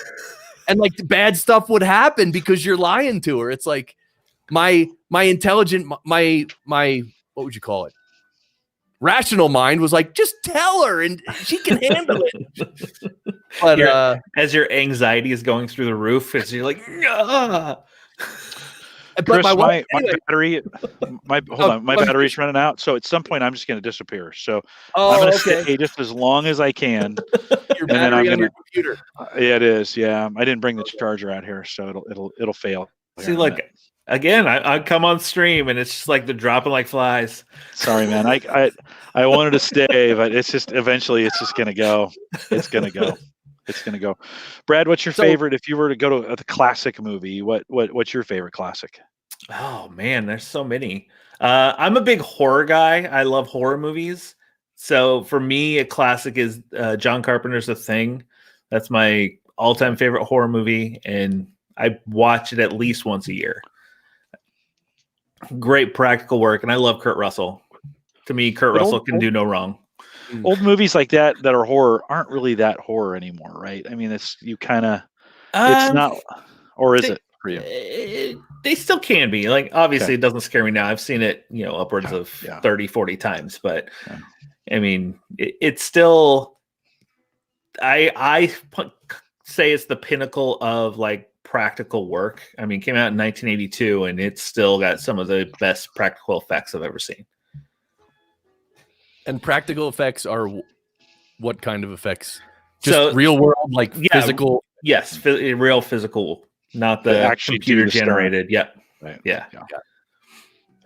That's what makes Tom Cruise so effective. Is he does so many of his own stunts. He does that, right? They do real shots of things, and so like he's jumping across a building. He's really jumping across that building. Like in I think it was the last Mission Impossible one before that, he broke his ankle jumping from building to building in one scene. Yeah.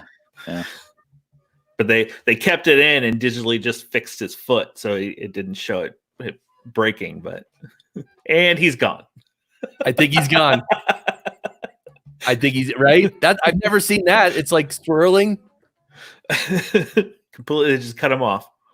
So American Liberty says, love the scene where they have him tied up and stab a needle into their blood.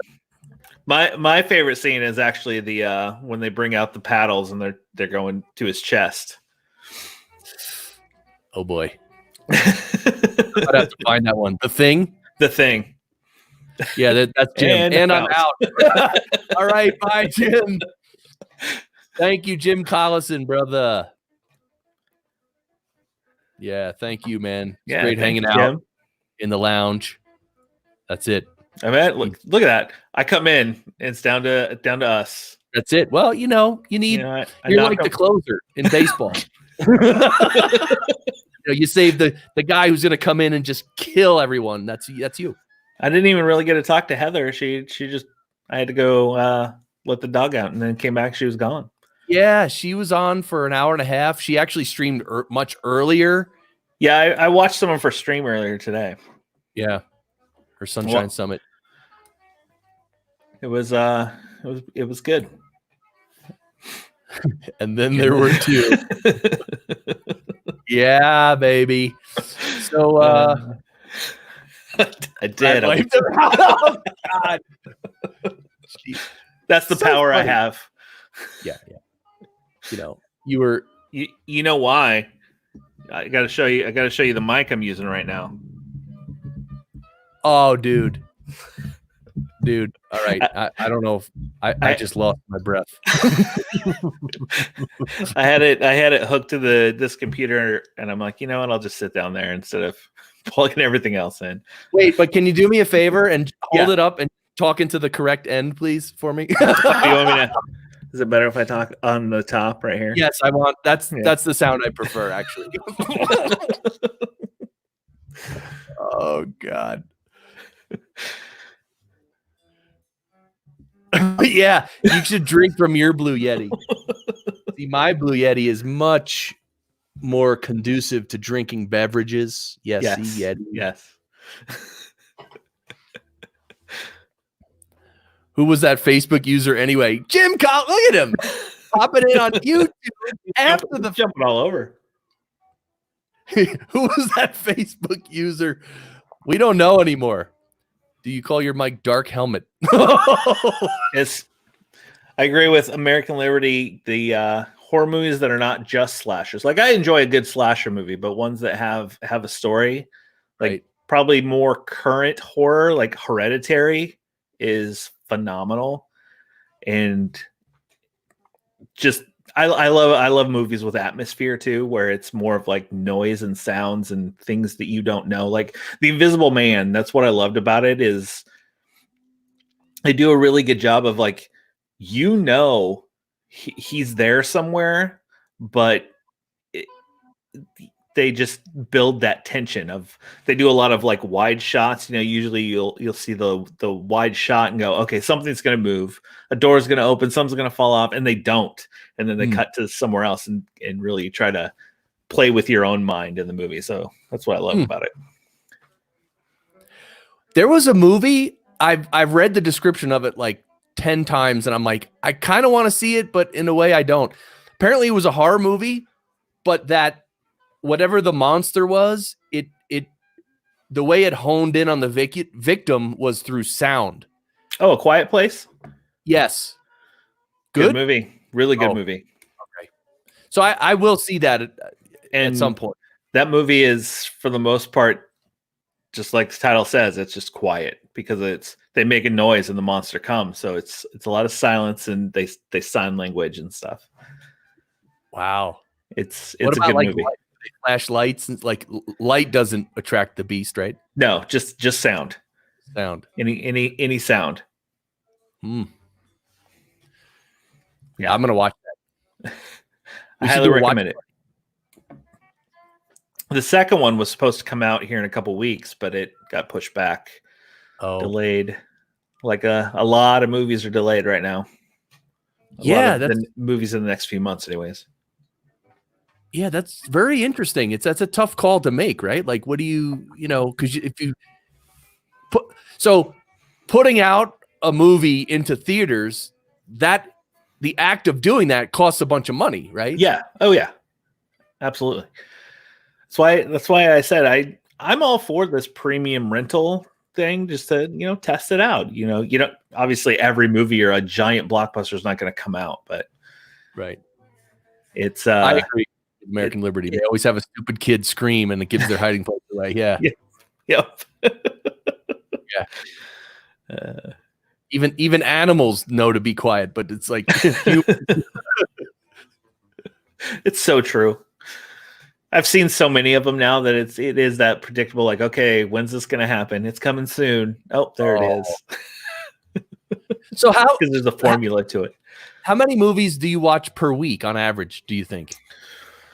More than an average person, I would guess, right? Probably more than an average person, but yeah.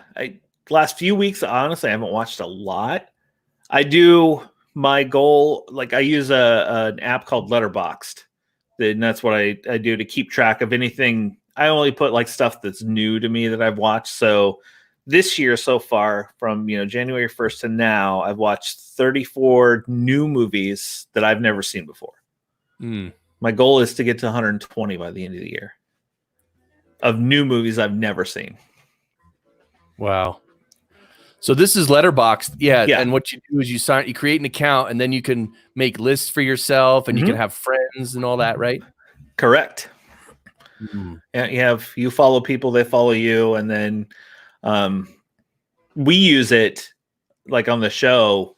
We'll say, what was your Letterboxd rating before we like jump into any spoilers on the movie. So it's out of 5 stars. Okay. Hey, look, there I am. There you are. 260 films. What does that mean? You've seen 260? That I've logged 260 movies. Okay. This year, 30. This year? Oh, I guess I'm up to 38. 38? Oh, I wonder if I did a couple rewatches in there because sometimes I'll put a rewatch. Okay. Well, it counts. Yep, it'll still count it as a watch. Made a few lists. Favorite film, The Matrix. I do love The Matrix and the original Star Wars. That's a full classic right there to me. The very first Star Wars, the original one, is my favorite. A lot of people love Empire Strikes Back more. I still love that first one. I hear you. It's hard to get more classic than that, for sure. American Liberty asked about The Hunt, which is another movie that is going to be a premium rental starting Friday. It came out last week, and then theaters closed down, so they're doing the premium rental this Friday because people obviously can't go see it. What's it called? The Hunt? Yeah. It was supposed to come out last year, and then there was that's the one. Supposed to come out last year, and then the week it happened, or the week before, I believe, there was a shooting. So they decided to delay the movie, and then it just came out last week. Wow. I have not seen it yet. The ultimate human hunting experience. Oh, man. All right. I'm afraid. I need to make more Rogue One type spinoffs. For Star Wars, absolutely. Rogue One was fantastic. And I feel like the Mandalorian series has gotten that feel of it's Star Wars, but different, just like Rogue One did. Interesting. Speaking of The Mandalorian, I wanted to ask you, actually, my wife and I want to watch it, but we're not going to get Disney Plus or whatever. And signing up for the 1 week trial and is it now that The Mandalorian has been totally published, can you buy it or not yet. And I don't know if or when they're going to do something like that with it, or if it's just gonna stay, hey, you gotta sign up for Disney Plus if you want to see it. Right. Yeah, I'm probably behaving way too old school. I would literally pay to buy it, but I don't really feel like giving my credit card over to them just for a 7-day trial, which I know I'm gonna cancel anyway. Yeah. Which I think we'll end up doing that anyway. It's not a big deal. I did the deal at early on, and I'm locked into 3 years. So I have 3 years of Disney Plus regardless. Okay. Hey, I wanted to play you something. I wanted to play you a section of my episode that's going out tomorrow. Because at the beginning, we do a scream, or at the beginning it's the end scream I want to show you. Hold on, I'm pulling it up. So American Liberty asked, what would you pay to see it? Is that for Chris for Mandalorian or?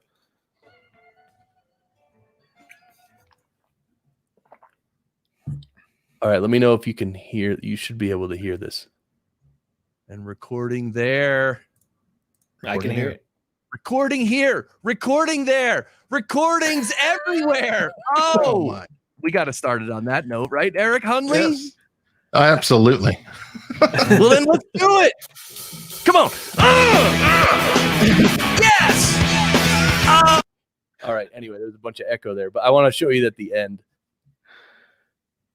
actually is providing this podcast to you. All right.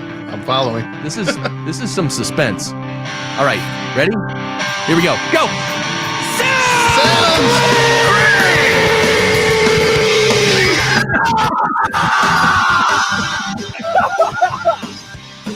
Yeah, buddy. You got a good scream that time.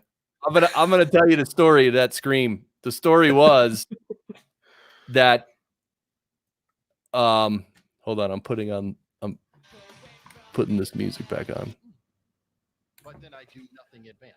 No, this I sort of mentioned it earlier, but I had recorded that episode right after I got into a little argument with someone on Facebook, a really stupid argument, not a full-fledged argument, just a little difference of opinion.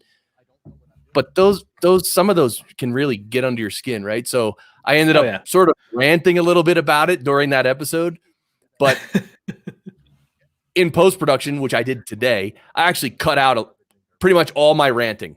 I cut it out, but the scream at the end, the reason I screamed that like that was because I was actually like I was really letting off some steam. Sometimes you just need that. You just need to let it out. Yeah. So what would I be if I was to get it on DVD? What would I be willing to pay? How long? I don't know. What? $30-$40 easy. Right? I don't know. I'd pay $30-$40. No. So would they could, for that? And again, I'd rather. I mean, you $30-$40, you could get what, 4-5 months of Disney Plus for that price. Yeah. Well, what? Yeah, so $6.99. So yeah. Wait, you hear that?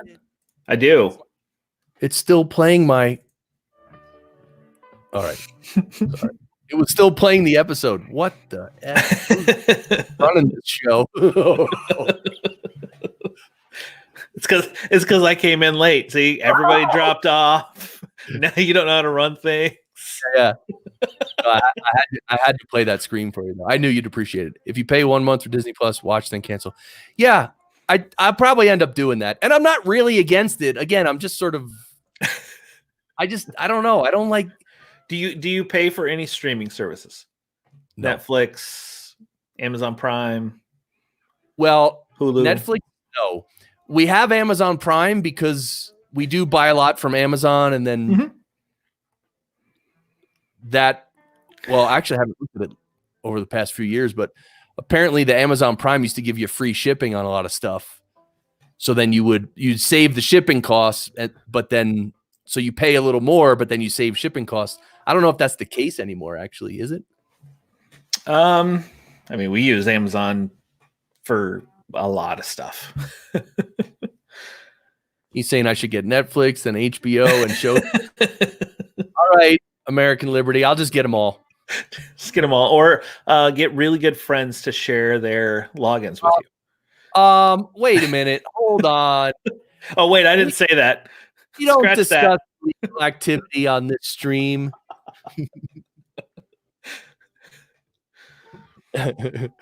He was kidding. Yeah, I was kidding. You wouldn't do that. You'd go over to their house and watch it with them. So then, not right now. You wouldn't. Well, once hey, have you thought like if we could all get a test for the virus? Yeah, if we could all get a test, and like if like a lot of us found out we were all negative, then we could actually go hang out. We could. We could. Right? Like my youngest today he was coughing and had all sniffled, and of course, it's just a cough, and we're like, oh my gosh, he's got a cough and a runny nose, and what do we do? And we just called the doctor, and they said they don't test anyone under 14. They don't have tests for that. So wow. I was like, okay, well, that's great.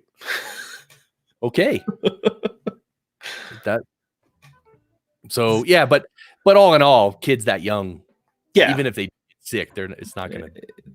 They should be fine. Yeah. I'm like anyone else. I'm more concerned of, the elderly and stuff like that, or people who have weakened immune systems, and they're the ones like be most affected. Like Ralph. Yeah, is that why he's not here? Elderly. Did all that whiskey work out for him? I don't know, dude. I wonder where is Ralph. I don't know. I don't know. What? Why is he not here? An enigma. I think he's too good for the stream. Actually, he's done with the stream. He's like, you know what? I just pop in from time to time.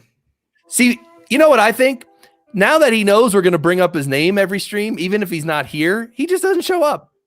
He's like, they're plugging me. So if someone's new to the stream, that all they'll hear is Ralph M. Rivera, and they're like, I'm just going to Google who this guy they're talking about is. Oh, he wants me to get CBS All Access as well. Just for a month. All of them. Just for a month. I'm going to have everything, dude.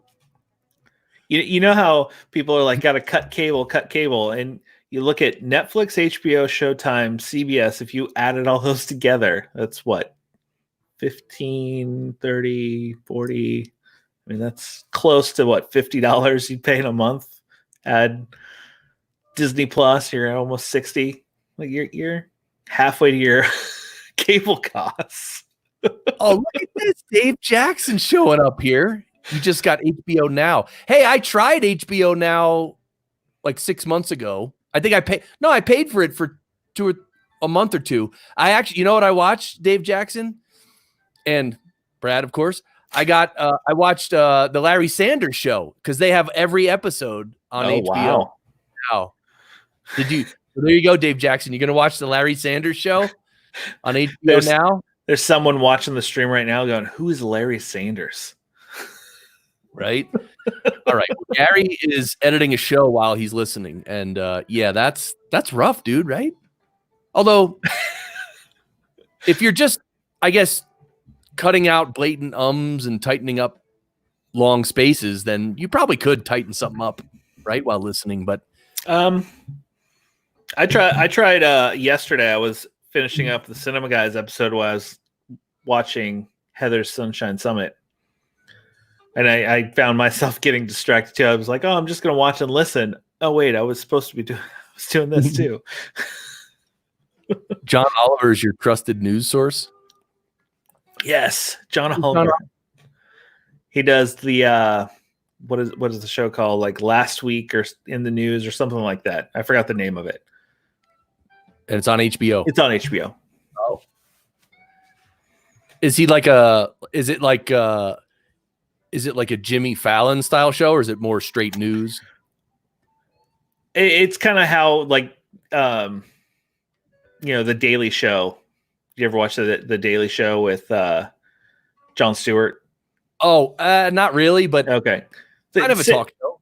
Something like that, like where he's a comedian that he gives actual like news sources, but then kind of adds some comedy to it. Yeah, a lot of shows try to do that. They try to emulate the Podcasters Lounge to no avail. They just fall short, And there's a lot of creative teams right now sitting in a room going, "How can we compete with the Podcasters Lounge? Come on, you guys are smart people. Figure it out." Yeah, well, it's well researched with humor. And you're just a team of one, and you put this whole thing together. I mean, as far as you know. And then you bring me on, and I just scare everybody away. Hey, Dave, you want to jump on? Your buddy Jim Collison was here for like an hour and 45 minutes, dude. He smoked a cigar in his backyard on the lounge stream. Until his battery died, and he just dropped off. He literally stayed out in the backyard connected to the stream until his laptop died. Done. So, geez, we're coming up on 2 hours. Hey, I wanted to show you the Bitcoin. Come on, Dave. No, I want. Wait, what the? No. Gotta shoot him the link. He'll jump on. How do I Maybe stop? I can scare him away too. Oh. Oh yeah, Dave, you want to come on? All right, I'll give you. I'll get you the link. But let me put. Oh, there we go. Oh, we're at Bitcoin. We haven't looked at Bitcoin in a while. We haven't looked at Bitcoin. Oh boy. So it's been dropping since this whole thing, hasn't it? Yeah. Well, yeah. No, it dropped. I mean, a lot, everything has. So it stopped dropping. So one thing is, like, if you look at the regular stock market, it's still. I'm just getting the link for Dave here. The regular stock market is still going down. In fact, today itself, I think today was the worst day ever.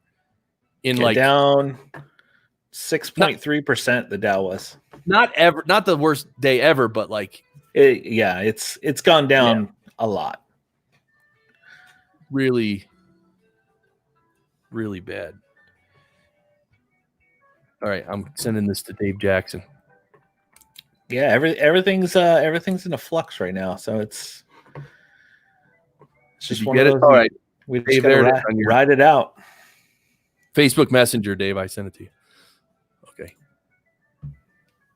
Oh, everyone saw me do that too. Oh, great. I mean, not that it matters. I just I mean, you're friends with Dave on Facebook. That's what we know now.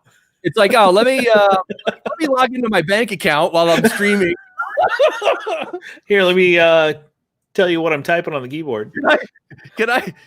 Oh my God, Dave Jackson, Hall of Famer, dude. How are you? We're doing good. We're having fun. Glad you could join us, dude. Well, I saw. I don't know who said this quote, but I love it. Do we all realize in about 3 weeks we're all going to know what everybody's hair color actually is? Oh, shoot. I didn't think of that. Wow. Yeah, it's like, oh, you're not a blonde. Okay. So, Howdy, Master Jackson. Ooh, Master Jackson. Holding down the land of Ohio. yeah, it's been. There was a thing today. I started kind of sniffing doing a local show just because I've always wanted to do one.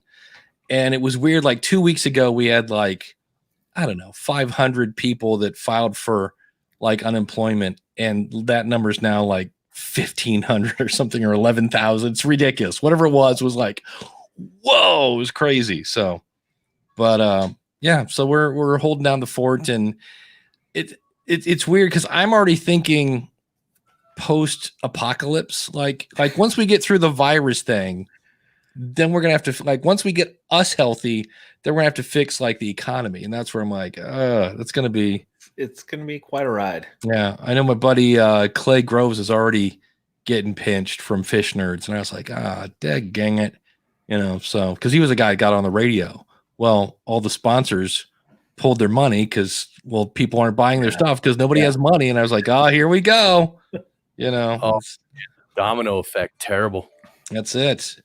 And then you here. I don't have Barry, but I do have this. So I think I'm just gonna put that on infinite loop. Let's turn on the news. All right. So, oh God, that's funny. It's a goat.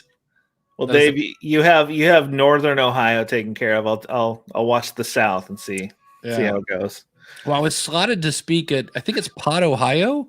There's some Ohio event July 17th and the 18th, and I was slotted to speak, and I was just talking to that guy, and he's like, we're not calling anything yet. We're going to kind of wait and see. July's a couple months away. We'll see. Yeah. But, so we'll see how it goes. But how you all doing? You've been doing this 2 hours already? Yeah, we just 2 hours and 2 minutes. Yeah, baby. All right. I came in an hour in and got rid of everybody. Poor guy. As soon as he comes on, Heather left. Then Dan Hughley was here for like an hour and a half. He had to leave. And then so Brad thought he scared away everybody, but he didn't. And then Jim's computer died. Well, Dan Hughley, it's weird. I recognize the name. I will definitely recognize the podcast. What's his show? Do we remember? Well, he has the Focusrite Pro podcast. Oh, That's Dan for his Hughley. That's work. where I recognize that thing. He's and he's got his new one. Yeah, the Johnny Podcast. Podcast. Yes. So I love that. So Yeah, it's pretty funny. Yeah, So you've been how has life changed for you, Dave Jackson, at all in the past week?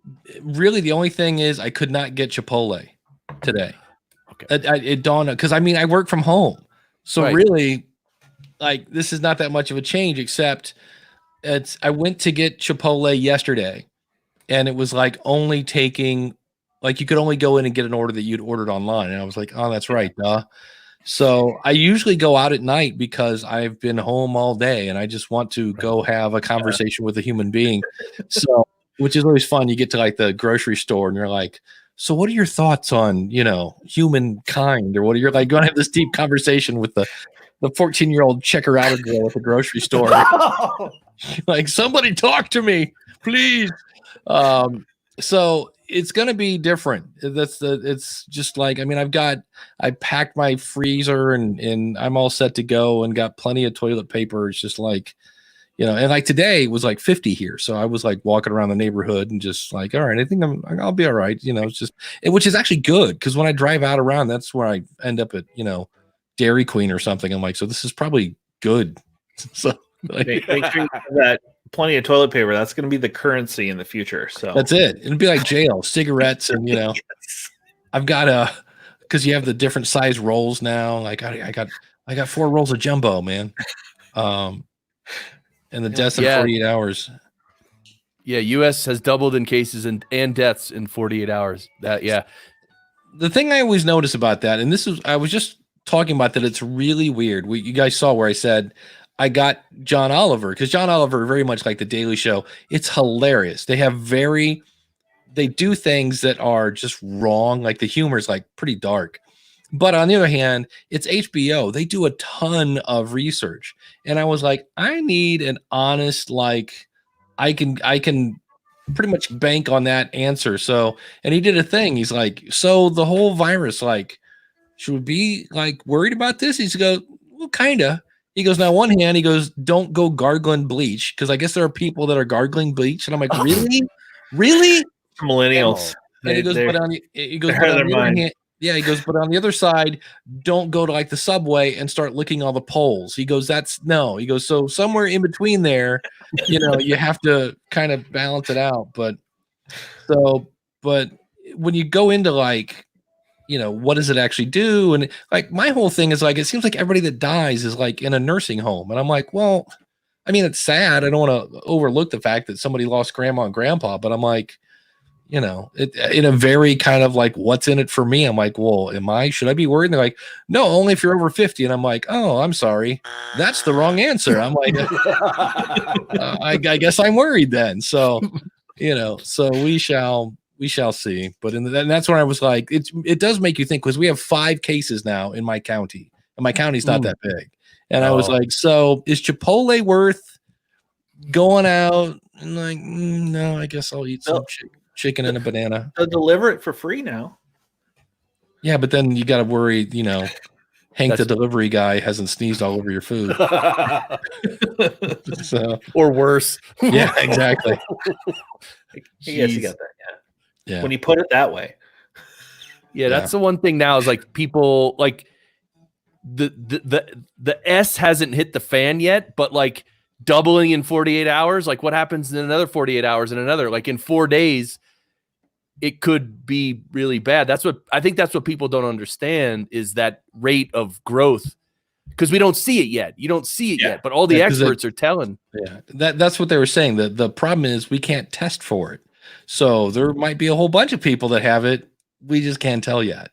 So once we get that technology or test or whatever we need, so and in the meantime, you got people in hospitals. I mean, to me, I just picture all these workers that are working, almost 24/7 now. And I'm like, to me, that's the definition of a hero. When everybody else would run the other way and you are running into the building, I'm like, God bless the hospital people, because no, thank you. I know someone probably go, well, this is what I signed up for, like kind of like when you're in the army or whatever. But I'm like, yeah, it's like, because your chances are really good.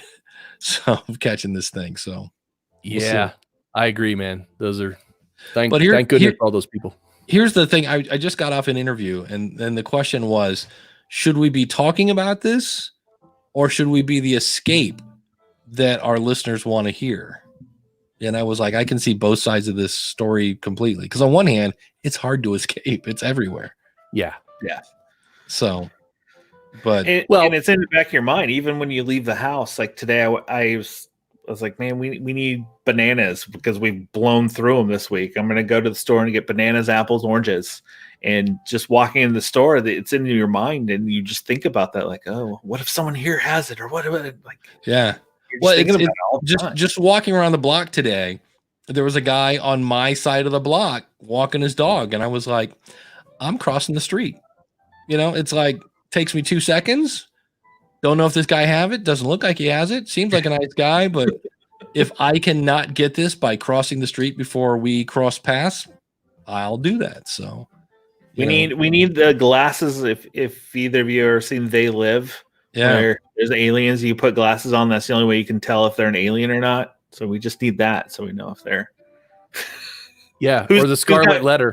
Who's got COVID-19? Exactly. Just tattoo a 19 on their cheek if they got it.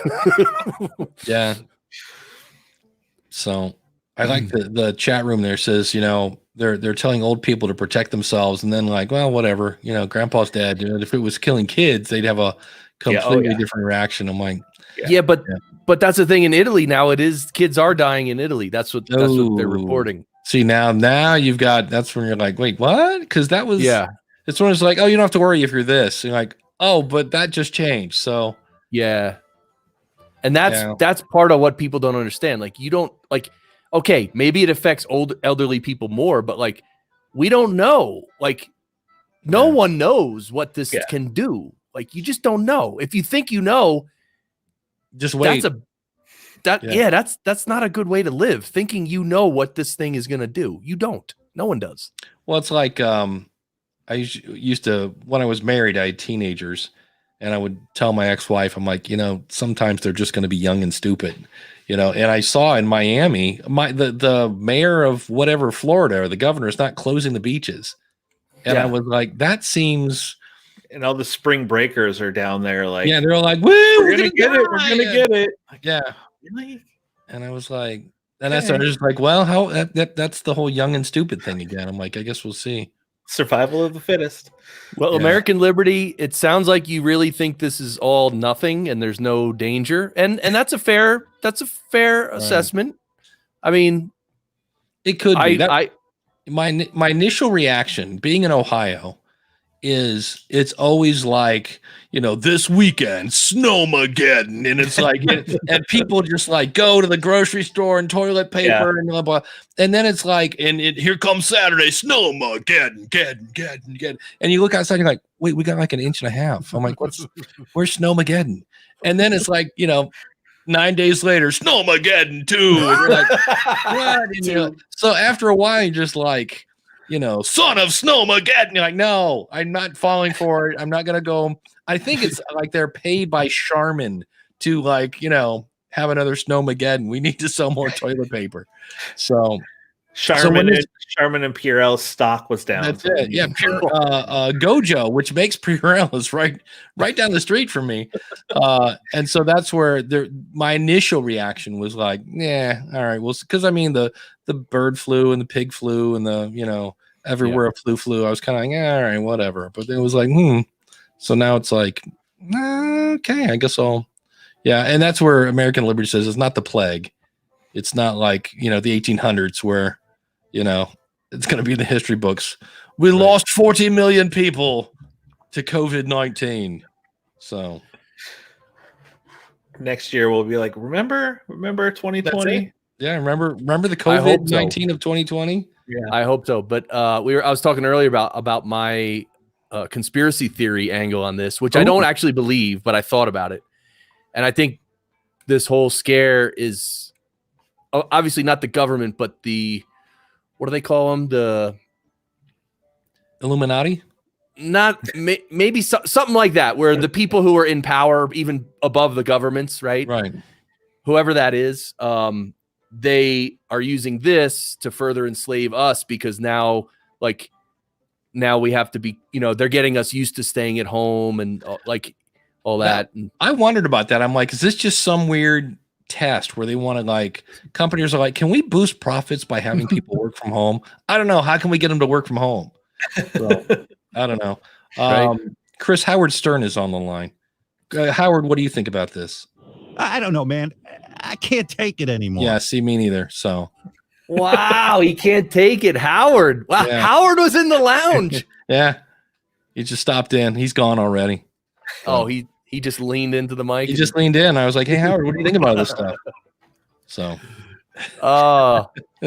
American Liberty, don't get me down the conspiracy dark hole, dude. We need to have a whole lounge stream about conspiracy. My wife was talking to me about one today. What? That, like, China started it, like, to their government to try to spread it out to the population.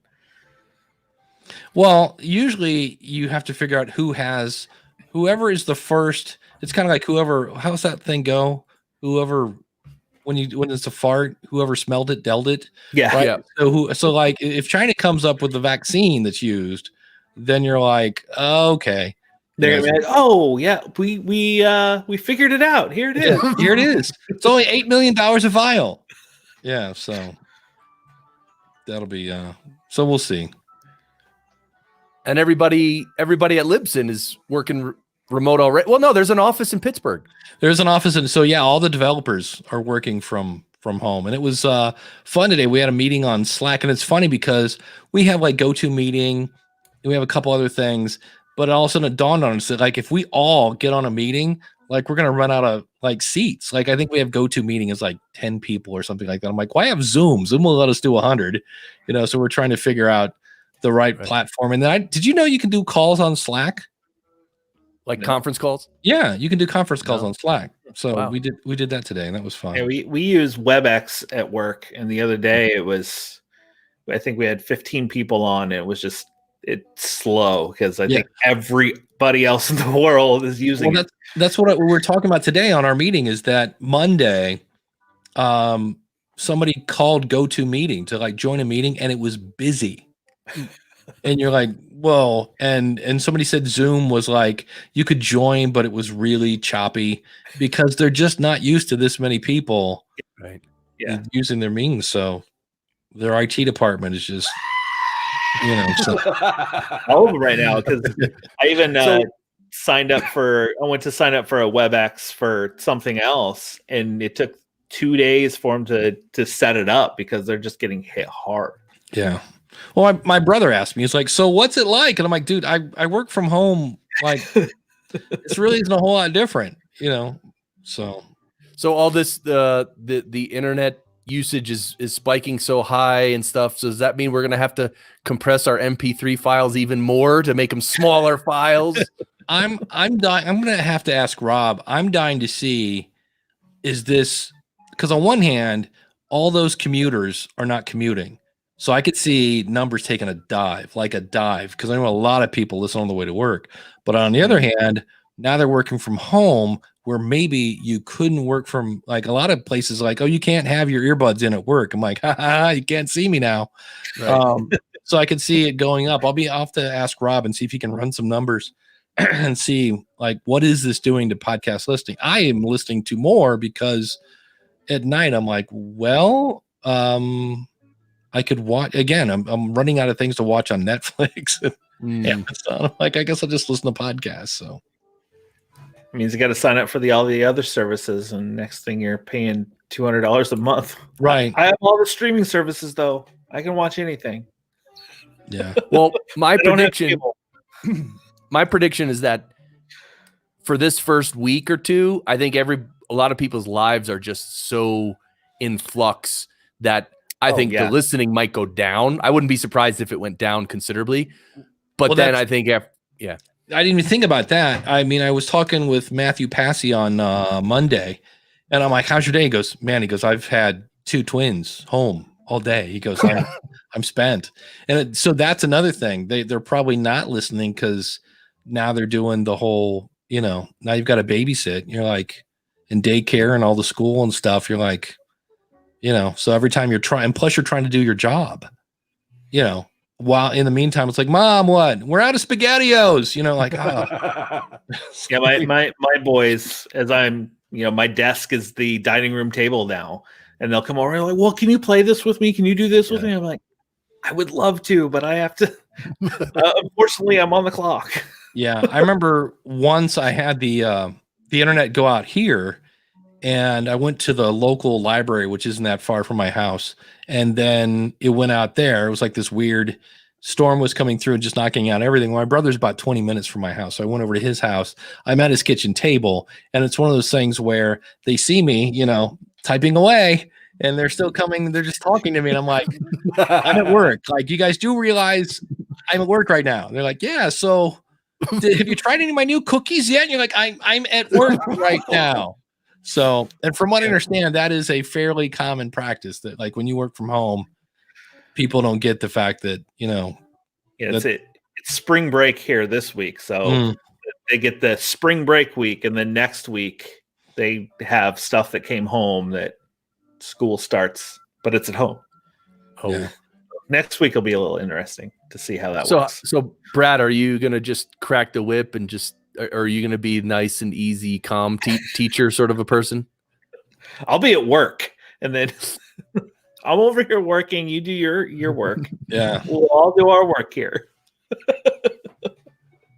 Wow. Yeah. YouTube, Twitch, and Discord has pretty much replaced TV watching. Yeah, yeah. There's a guy at Libsyn, one of our developers, that's like he is Captain Discord. And I guess it went down at one point for a small period of time. Oh. And I was like, oh, that's interesting. But Although, yeah, I installed the YouTube app on my Amazon Fire, and that's been a game changer. I'm like, oh wait, now YouTube is TV to me. So I was like, I'm watching a lot more YouTube than I used to. you're signing up for YouTube Red any moment now, right? I actually have YouTube TV. I dumped Hulu and went to YouTube TV. So far am very happy with it. Mainly because their fast forward is actually fast. You don't have to worry about running out of space. They like DVR everything forever, and you can just keep it. And I'm like, okay. And what's interesting, if there's something that's not on their system, like if you type in, I want to watch insert old movie here, they're like, oh, it's not here, but you can watch it on YouTube with commercial breaks. You're like, really? Okay, well, whatever. So, and for the most part, they have all the channels, unless you want to watch the Hallmark channel, which is not something that I watch a lot of. But my sister-in-law is all about the Hallmark channel. She's like, oh, I couldn't switch because the Hallmark channel now you can pay just like Disney. I'm like, really? There are people that love the Hallmark channel that much? Because I can tell you, if you've ever seen any Hallmark anything, in the end, they get together. That's how at the end of every Hallmark thing. I'm sorry to be a spoiler. I know. I will say there's one, if anyone who doesn't pay for any streaming, have you heard of Pluto TV? Yeah. Yep. It's just a live stream 24/7, and they have just hundreds of different channels. Yeah. I always wonder, like, how does that, they must have lots of commercials or. Yeah. I don't know. Oh, there we go. See, loading. Everything's loading, dude. I think the internet's getting bogged down, man. I don't know. See, I have to accept this, right? Yeah, you got to. Well, is that a cookie thing? It probably is. Or that's probably, we've updated our terms of privacy policy, which probably means they're going to let everybody know what you're watching. So drop in, it's free. Yeah, what? That's what it is. It's free, and they have. I think if you say accept and continue, we'll actually be able to watch TV. So just don't watch like Showgirls or something because it'll be broadcast to the world. Yeah, they just have different type of channel set. Like they'll have the action movie channel or like the sci-fi channel, and it just plays movies. And then your guide is kind of like you would get on your TV. It's just you can see what's coming up and what's playing. Wow. Pretty cool. And they actually have some on-demand stuff that you can watch too. I'll have to check it out. I know my sister still gets like channels through the air at her house. Oh, wow. And there's one she just calls the dead channel. And I go, why do you call it the dead channel? She goes, because everybody on it is dead. It's old black and white movies and stuff. It's like my mom, every day she's watching Perry Mason. And the boys will see it and be like, oh, you're watching the black and white show again? Podcasts that do not have a YouTube style video companion are going to have greater problems finding listeners. Not sure I agree with that.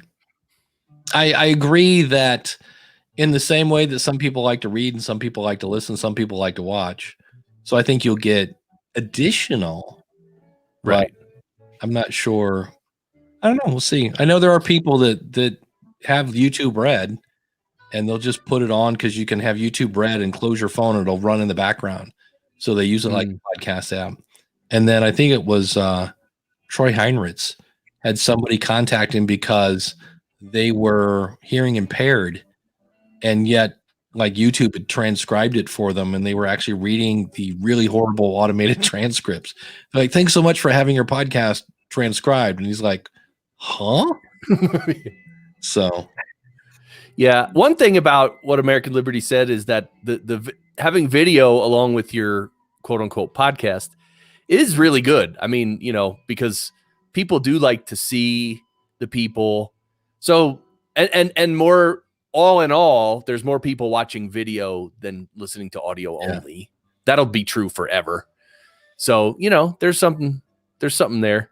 well, the thing I did today, because I have a YouTube channel and I'm just trying to do like short kind of clips and things like that. So I found an old video of me when I got to go on TV, but it's from like 3 years ago.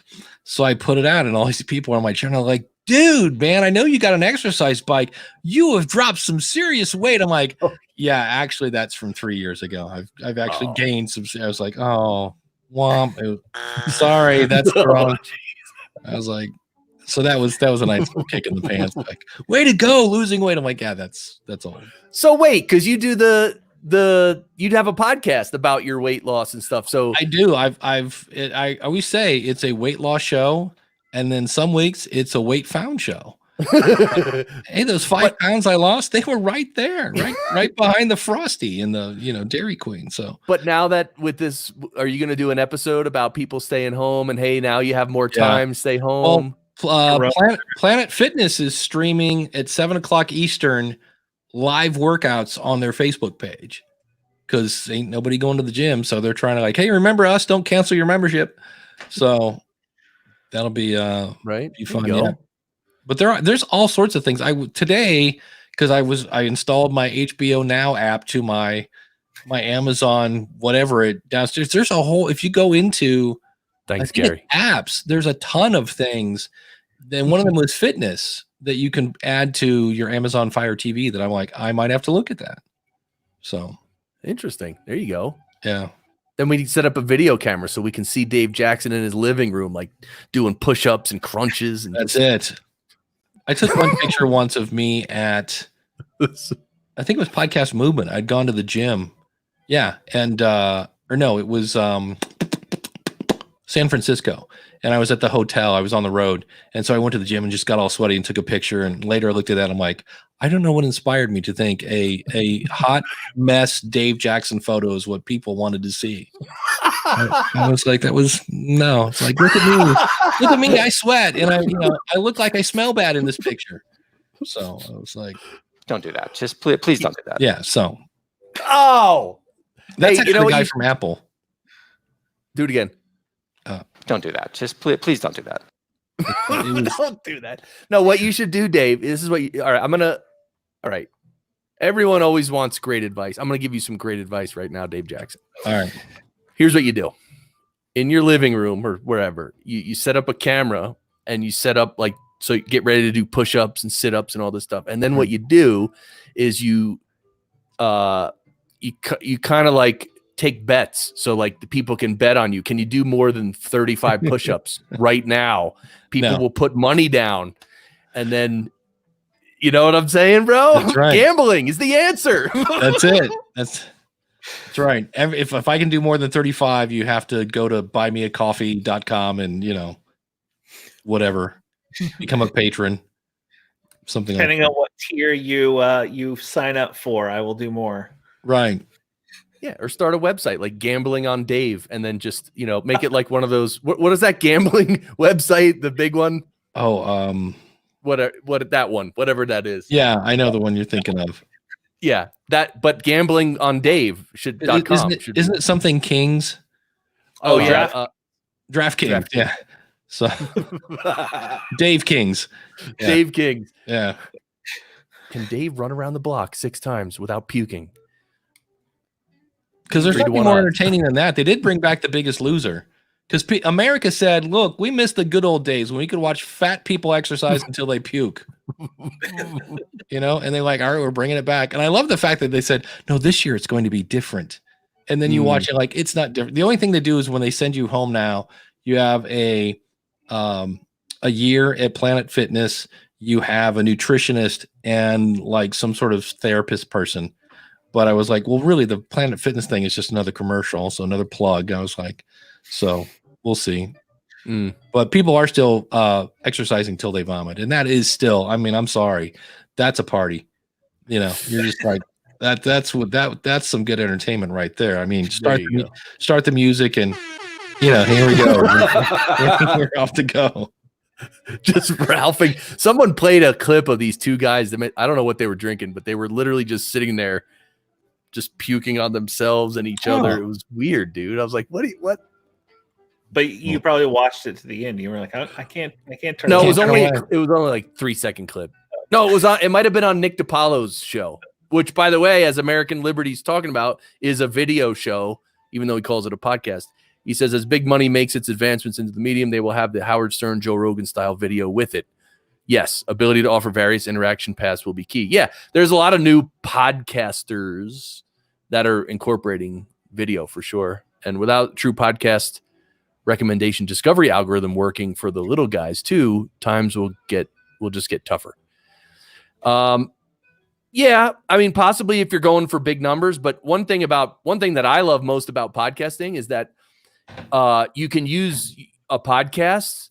Like, there's not only one model of podcasting where you have to get at least 10,000 downloads per episode and then get ads for your podcast. Like you could do what I do and a lot of other people do. We just do podcasts to put out content to get attention from the small sliver of people that we want to get attention from. And then some of those people buy stuff from me. Yeah. My favorite example, I was helping Kathy Kelly. She had a son who was pretty high on the autism spectrum, and Kathy is a giant Disney nerd. Like, she puts the nerd in Disney nerd or whatever. And I asked her about this. I can say her number. She never got more than probably 300 downloads, maybe 400 on a good week. And it was called Special Mouse. It was like how to take kids with special needs to amusement parks. So we're talking a niche podcast, and she still got a sponsor. Who was the sponsor? Somebody in Florida that specialized in, you guessed it, transporting people with special needs. So, depending on what you're doing. Now, if she had done a show about inspiration, inspirational stories of people overcoming their, I walked to school both ways uphill kind of stories, that's hard to monetize. But she had a super niche thing, and she ended up getting a sponsor. Now, she eventually had to quit because her husband needed some extra help, and she's like, look, I'm getting tag teamed here. Can't take care of the kid and the husband. So that was the end of the podcast. But, the chameleon breeder is another great example. The guy does a show on chameleon breeding. And what does he do? He sells cages for chameleons. And what's interesting is, so here again, not a ton of downloads. I have no idea what his numbers are, but one would think not Joe Rogan numbers, not that many people into chameleons, and probably even less into chameleon breeding. But he said his manufacturer was like, can you kind of quit mentioning this on the podcast? Because we can't keep up with the demand. And he was actually thinking of stopping mentioning. I'm like, dude, you get a different manufacturer. I'm like, or you get another one, you get add addition. So it's not always about the 10,000 downloads and things like that. So, right. Yeah. There you go. Well, we all know, wait, what is this, American Liberty? Sorry, did mean to take the lounge out of the podcasters. You didn't mean to take the lounge out. No, dude, you're making good points, brother. Yeah. It's a good discussion. There we go. There you go. And plus Brad Hargis is here, and his show gets millions of downloads. I wish. Come on, how guys, man. The one and only. Now, what are you guys doing? You guys can't go to the movies. We've been discussing that of like, okay, which stream movie are we doing? Are we doing an old movie? Or are we? Yeah. We haven't set up exactly what we're going to be doing, and who knows how long it'll be too. Are you going to watch? Are you going to pick something and have a watch party? All watch it together at the same time? That'd be cool. It would be. They say that movies, I just read, where like some of the movies that are in the theater now are going to be making it to Netflix and a lot of places a lot quicker, because they're like, well, we're not getting any money here. Premium rentals are coming this weekend for some movies, so $20 to rent it, And then other movies like Birds of Prey, they're releasing it like 2 months early on iTunes, so you'll be able to buy it next week instead of waiting. They did that with Star Wars, and then Disney put Frozen 2 on Disney Plus like 4 months early. Yeah. Just, like, See, I'm people are waiting home. for that. I mean, I don't think we'll ever replace like theaters because the big screen is just the big screen, and it's I'd rather go to the theater to see the new Marvel movie. Yeah. Not home. I but, love like, it when my butt rumbles because a big planet blew up or something like that. But Careful. By the way, Ralph Rivera is going to clip that. By the way, yeah, exactly. He So, will. but, some of the smaller movies, like I said earlier, the new Trolls movie is coming. They're going to do premium rental. It's going to be at home for rent, $20 to rent it, and theater the same day. I'm like, my wife and my kids, I can pay $20 to watch it at home, or I can pay $60 to take them all to the movies. that's my whole thing. What's a cinema ticket? Because I always go and it's like, I don't know. I always just remember it's more for the popcorn than the movie. So what's a typical movie ticket these days? I thought it was like $13. Yeah, it's probably around there. Yeah. I do the AMC A list, so I pay $20 a month, and I can see 3 movies a week. So okay. Because I Wow. know that they had the one thing where you had unlimited movies for a while. Yeah, Forget the the- movie pass, yeah, that did not work. That was like, or they bled money till they died. it was like, Wow, really? yeah, you could go to as many movies as you want for one price. And I'm like, and I guess they just thought nobody would go to the movies. But you're like, well, no, it's like I actually re-upped about 3 months ago to the Netflix DVDs because I know I they still just- have it. yeah, and I was like, I didn't want to go to Redbox, and I was like, So, but I mean, it doesn't take you don't have to be a brainiac to figure it out. The more movies you watch, the better the value for your one fee. So when people are like, hey, it's like when you go to a buffet and it's all you can eat for a thing. You go back to that buffet 3 or 4 times until you explode because you want to get your money's worth. So. Yes, Brent, this is the same session from earlier. And yes, we are beasts. 2 hours and 36 minutes going live stream. If you're enjoying this, please hit the sub button, the bell button, and all that, whatever buttons there are. Chris has become a marathon streamer the past week. That's it. There's Is a little it- Dave is this the Jackson button. Fourth one? Fourth stream Yeah, dude, this week? is the 4th stream in 5 days.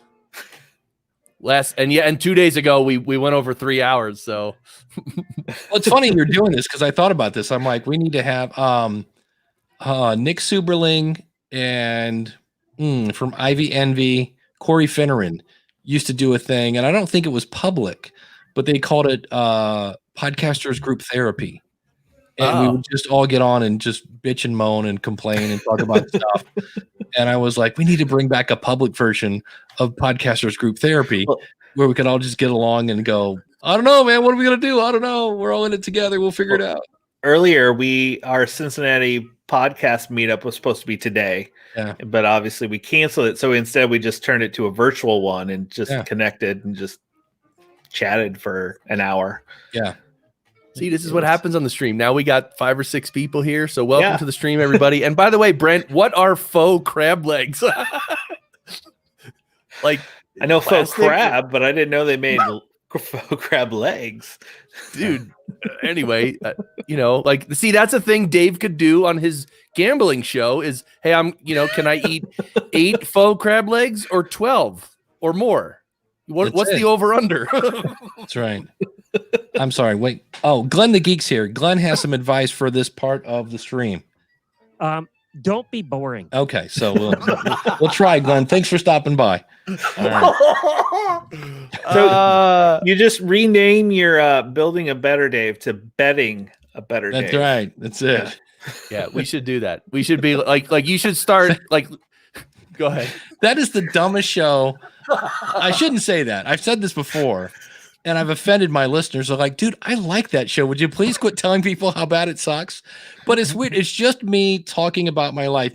This is my last. If I were to break down my last episode to like 30 seconds, here's the script for the last Building a Better Dave. I put a fruit basket on my couch, and it was wrapped in plastic. I forgot about it, and it stained my couch. and I wasn't sure if the stain would come out, and at the end, it turns out it did. And I was surprised. Yeah, there it is. Shout it out. And I was surprised. I really was thinking when I went to get the cover out of the washer, there was a part of me that was like, this ain't coming out. This is what happens to you, Dave Jackson. You know, you got a free fruit basket. You forgot about it. And now you've ruined your couch. You're going to have to do the thing and you have to flip the thing over and the spot will be on this is just the way it works for you, buddy. And I was so amazed when I pulled the cover out that the stain had come out. And I was like, and so the whole thing was the whole episode was me going, why am I wired to think that Dave Jackson doesn't deserve a break? So hence building about it was, I don't know, all of 8 minutes. And I have people like when I don't put on an episode more than any other podcast, it's the smallest audience I have. I get maybe 60 people that listen to this thing. But when I don't put on an episode in a while, I get an email, hey, where's the next Better Dave, man? Where's the next Better Dave? And I'm like, really? Okay. You know, so it's a very bizarre show, but it's very therapeutic at times. There were times when especially when I was going through my divorce, I'm like, I just need to put this out to the universe, man. So it was fun. But I just don't understand why. Because to me, I'm like, really? You enjoyed the laundry story? I'm like, okay, thank you. I'm glad you liked it. So it's interesting what you mentioned about not ever expecting. Wait, how did you say it? Not expecting things to go your way or something? Yeah. Well, part of it was, I feel like I should be on a couch laying sideways now. When I grew up, there were a couple things that shape your life, whether you want them to or not. And I've talked about this on Building a Better Dave. In my first grade, so this was the first class I took without my cousin. Me and my cousin were super tight. So he went to his way and I went my way in first grade. And the guy that sat next to me had a birthday party and invited everybody but me. And when you're like 6, you're like, wait, what? And my mom called his mom and they got it straightened out. But to this day, I would love to like find out, like, was that like a pity invite or what did he purposely not? So then in second grade, you know, you have to give everybody a Valentine. Everybody gets their own Valentine. And I had the hugest crush on Andrea Burkhart. And I got a Valentine's Day from everybody except Andrea Burkhart. And I was like, look, am I not bathing? Like, I'm 7 years old and everybody hates me. Which again, it turns out was a mistake. So you end up with these weird little things. And when I was growing up, like I had a really great paper route. So I was making coin for a 14-year-old kid. And I bought like the world's fastest moped. I was faster than everybody's. And my dad, who could handle 18 wheels, but, you know, get him on a moped, and mopeds were backwards. A motorcycle, you turned it towards you to rev up the engine. With a moped, you have to go forward. And so my dad went to slow down and sped up and basically wrecked my moped. And lost some teeth in the process. That was great fun. And both my brother and my best friend, they're like, and my brother can say this because he's my brother. He'd go, oh, it's just Davey luck. So if I bought a new car and a tree fell on it, he's like, it's just Davey luck. You know, it's just like, so all my life, it's always been like, it's just Davey luck. So I think that's part of it. It's like a joke, but you start to like, you know, think, well, all right, I guess I just can't catch a break sometimes. So, you know, it would be funny. And, this would be totally doable is if instead of Davy Luck, if you thought of something like, I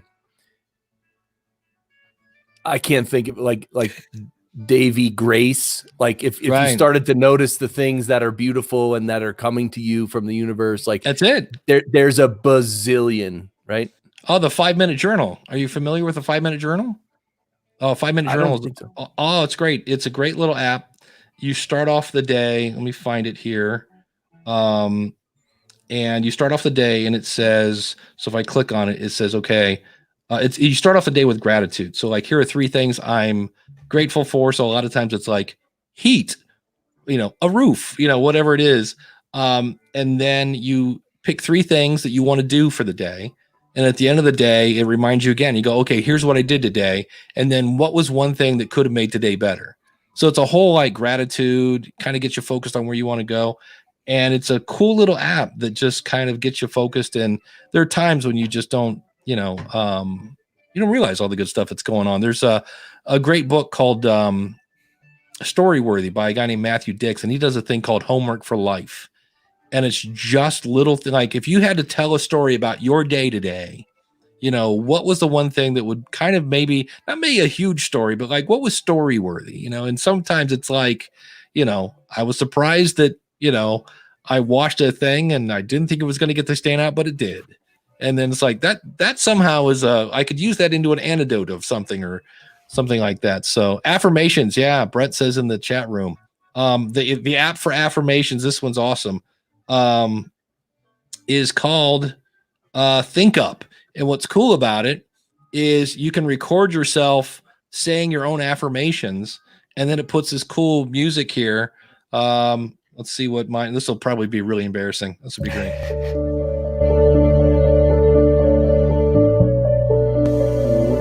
I am focused on my task and reject distractions. There we go. Focused on my task and I reject distractions. Yeah, baby. That does not work. But I want to get Ralph M. Rivera to read mine for me. Actually, that would be it. So, but that's like it's funny because as much as I still feel affirmations are somewhat woo-woo, when I find that like my first thing of the day that I need to do is to look at my to-do list, like I've got 17 number one priorities. And I'm like, oh, I need to start using my to-do list again. And I'm like, oh, you know what you're not doing? What? Affirmations. And the minute I start doing them, I don't know, we know what the brain science is. I've read so many things about it. I'm like, okay, I need to start doing those. I don't know how they work or why they work, but it seems to keep me somewhat focused. So it's a purposeful thing. I think it really kind of reminds you like, oh yeah, I'm supposed to be doing this. Yeah. And in a way, like this whole thing with the virus thing, like my wife and I were talking because we meditate and we've been practicing spirituality for many years. And it's like, that's one of the things that we were talking about that would be really good if it comes out of this whole mess is like, just literally people just stepping back and just like evaluating their life or thinking bigger about the world or anything. Well, that's the one thing that's really cool about this. Like there have been times when there have been terrorist attacks in London and there have been such and such attacks in Israel. I'm like, this is at least in my lifetime, the first time that I can think of, because I didn't go through the big WW2, right? I'm not that old, but this is the first time that I can remember that the whole world is going through the same thing at the same time. Like everybody can relate to this. Like now, you know, like we're not as bad as India, but I can relate being nervous about going outside and the fact that there are people dying. I'm like, yeah, that's, you know, and I was like, that's kind of different. And the other thing that I'm noticing, and it's weird that when we all kind of go through a ringer of some sort, humanity kind of bubbles up to the top and we kind of forget the whole red state, blue state thing. And we all just start to kind of like just start helping people because it's the right thing to do, which is kind of sucky that it takes like really bad catastrophes to like bring out the good in people. But it's kind of cool because we forget there really is good in people and they actually come out and I was like, so anyway, God bless America. Yeah. Yeah, that's life. I mean, I always talk about in our meetups because we do a local meetup called Pause Your Life. Yeah. And it's all about pressing the pause button and just literally detaching yourself from your day-to-day ego self. And we do this cool exercise. It's called the universe box. We have it's a physical box with a slit in the top. We pass out paper. We have everyone write down. We spend about 5 minutes. We all write down anything we're worried about, anything that's bothering us, any chips on our shoulder, anything negative. And you just write. And after 5 minutes, we take turns putting it into the universe box. You're supposed to do it with the idea that you're handing over all those worries and troubles. You're handing it over to the universe to take care of for the next 2 hours at least. Then then after we do that exercise, everyone is like, they're just a human being and without any worries or anything. And then we can have our meetup. Then we can meditate a little. Then we have a reading.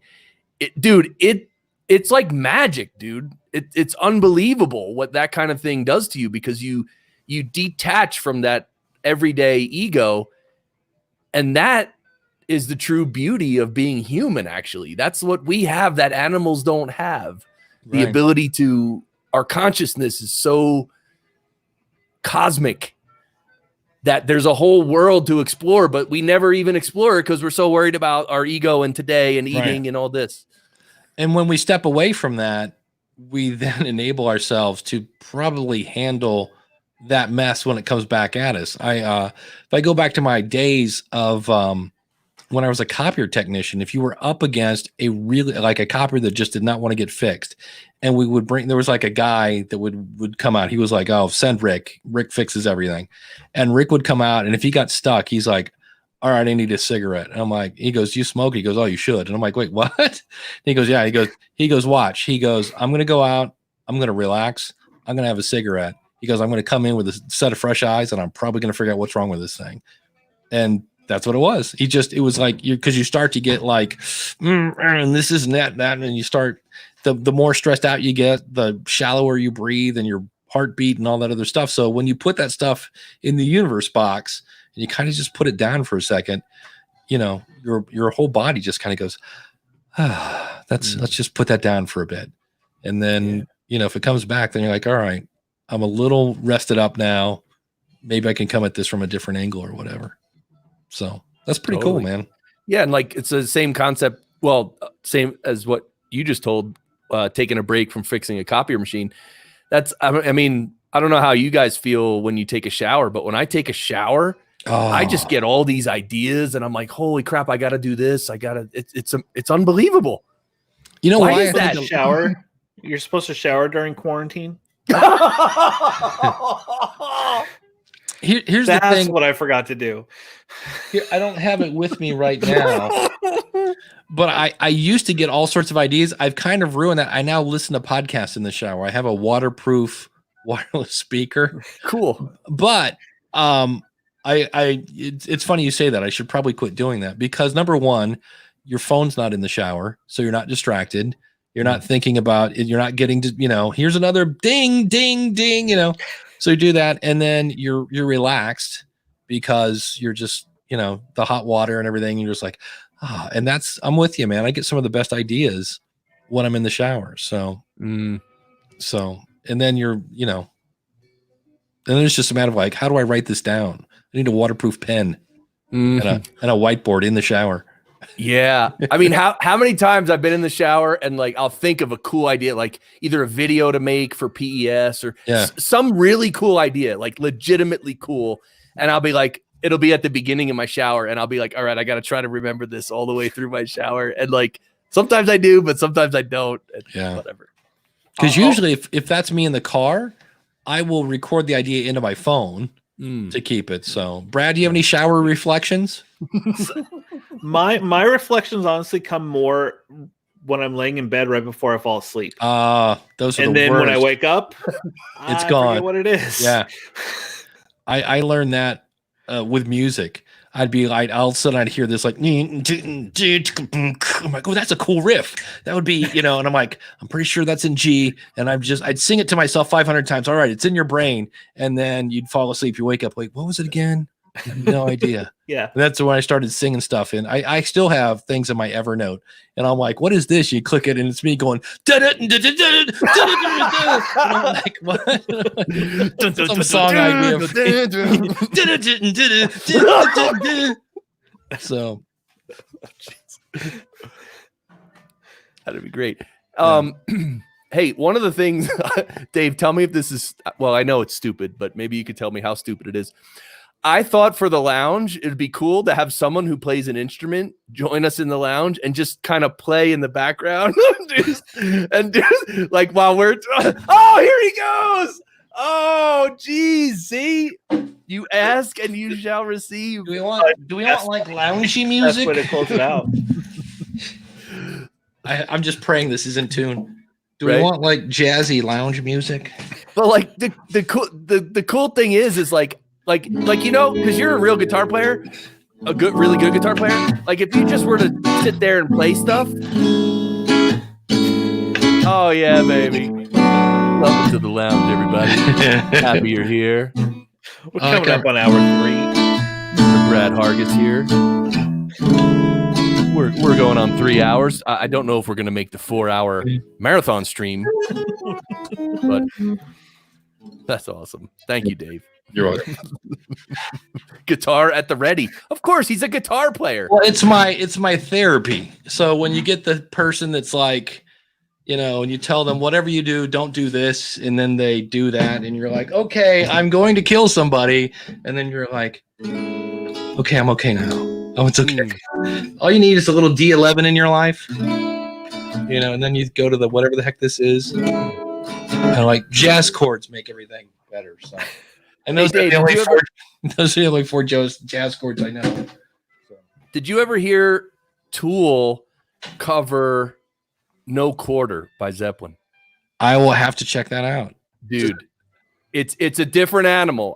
You got to know that off the bat. They didn't go for the straight ahead cover. They did their own thing, but they did the Tool thing. Yeah, it's tremendous, dude. There's a great version of Heartbreaker by a blues guy, and he made it funky.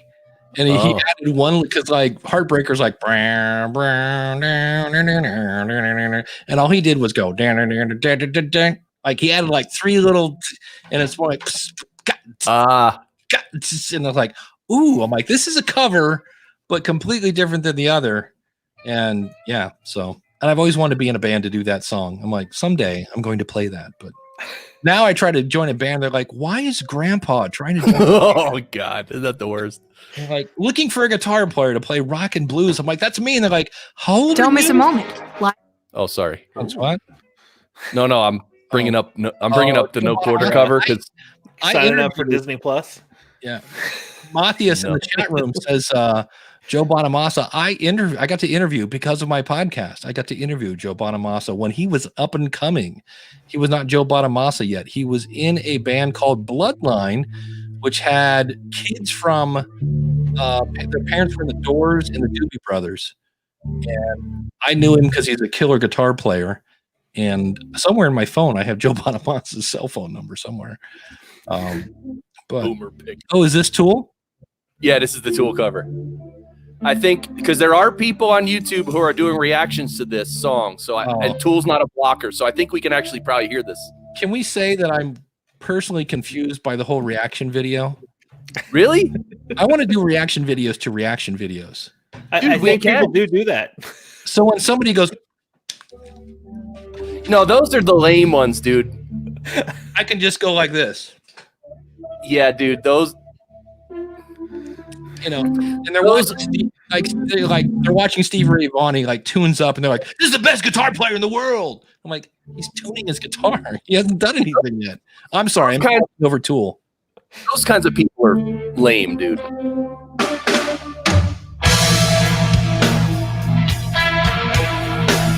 Oh yeah.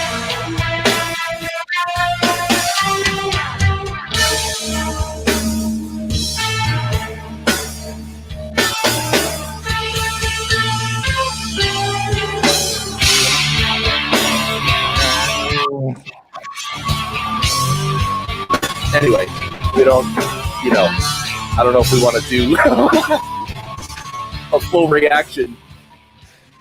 Haven't had Tool on the lounge in a while. Well, not only that, remember what? It's detuned. I'm like, wait, how did they do that? I'm like, they detuned.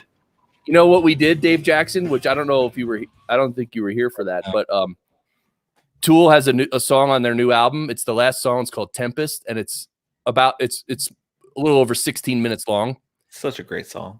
But dude, as a guitar player, you need to hear that song, bro. Like I'm telling you. What's it called? Tempest? It's called Tempest. Dude, they just won the Grammy for best metal performance. Tempest with a 7 for the T. Yeah, so it's 7 EMPEST. Yeah. I think seriously, Dave. I think you need to find that and listen to it. Here it is, actually. Oh, that's the beginning. Yeah. I don't think that's it. Wait, is that how he starts it? No, I don't think that's it. Okay. What's up, Matthias? Yeah. See, we got new viewers right up on the 3-hour mark. Yeah, Joe is amazing. The only thing I love Joe is here's the joy of like, hey, music is free now. If you want to go see Joe Bonamassa, it's literally $80 a ticket. because I mean the guy's got to eat, because he's coming to he was coming to Cleveland, and I was like, oh, cool. So, no, for the record, that was not Tool. That was some guy farting on the Howard Stern show. I have lots of those. We have that. We have, yep, that's good. And then the really this guy. So that goes on for 40 seconds. It's amazing. Because about the time we think he can't keep going, and then he keeps.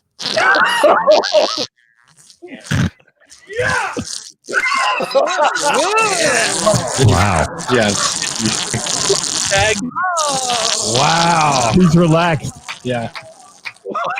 Wow. 30 seconds. Yeah. Holy man.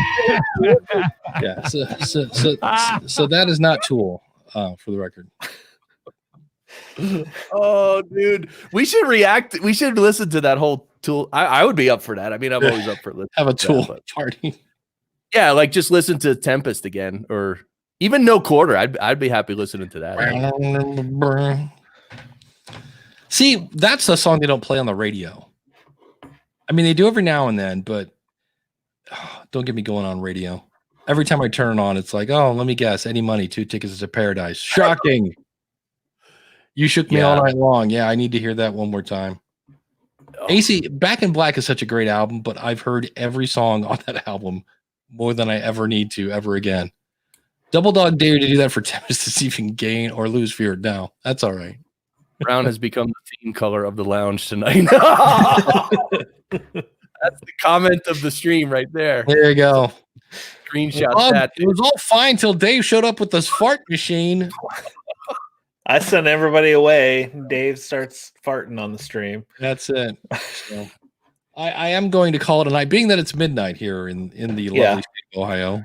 I'm going to actually go brush my teeth and go to bed. So I think we're gonna end the stream here because Brad, I know you got to go, and it is we passed 3 hours. So hey, how many hours have you done this week? Have you reached one Lord of the Rings movie yet? I don't know. I think three was the most. Maybe it was 3 hours 25 minutes. I don't know. Anyway, Dave Jackson, thank you, brother. Thank you, sir. Really good time, man. Good seeing you, Dave. Yeah, good seeing you, man. Yeah. And everybody, give it up for the one and only Chris Curran. Yeah. Dueling roadcasters, man. So, all right, Tempest, Dave Jackson, Tempest. I'm not kidding, please. I will check it out. I'm gonna fire it up right now while I brush my teeth. Yeah, although I'll be brushing my teeth for 16 minutes. They'll be very clean. I was gonna say it's long, dude, but you will appreciate it. Trust me. All right, American Liberty. Thank you, everybody. Brad Hargis, thank you, brother. No, thank you for having me on. Sorry, I chased everybody away. Yeah. Oh, and one last thing I wanted to say to everybody.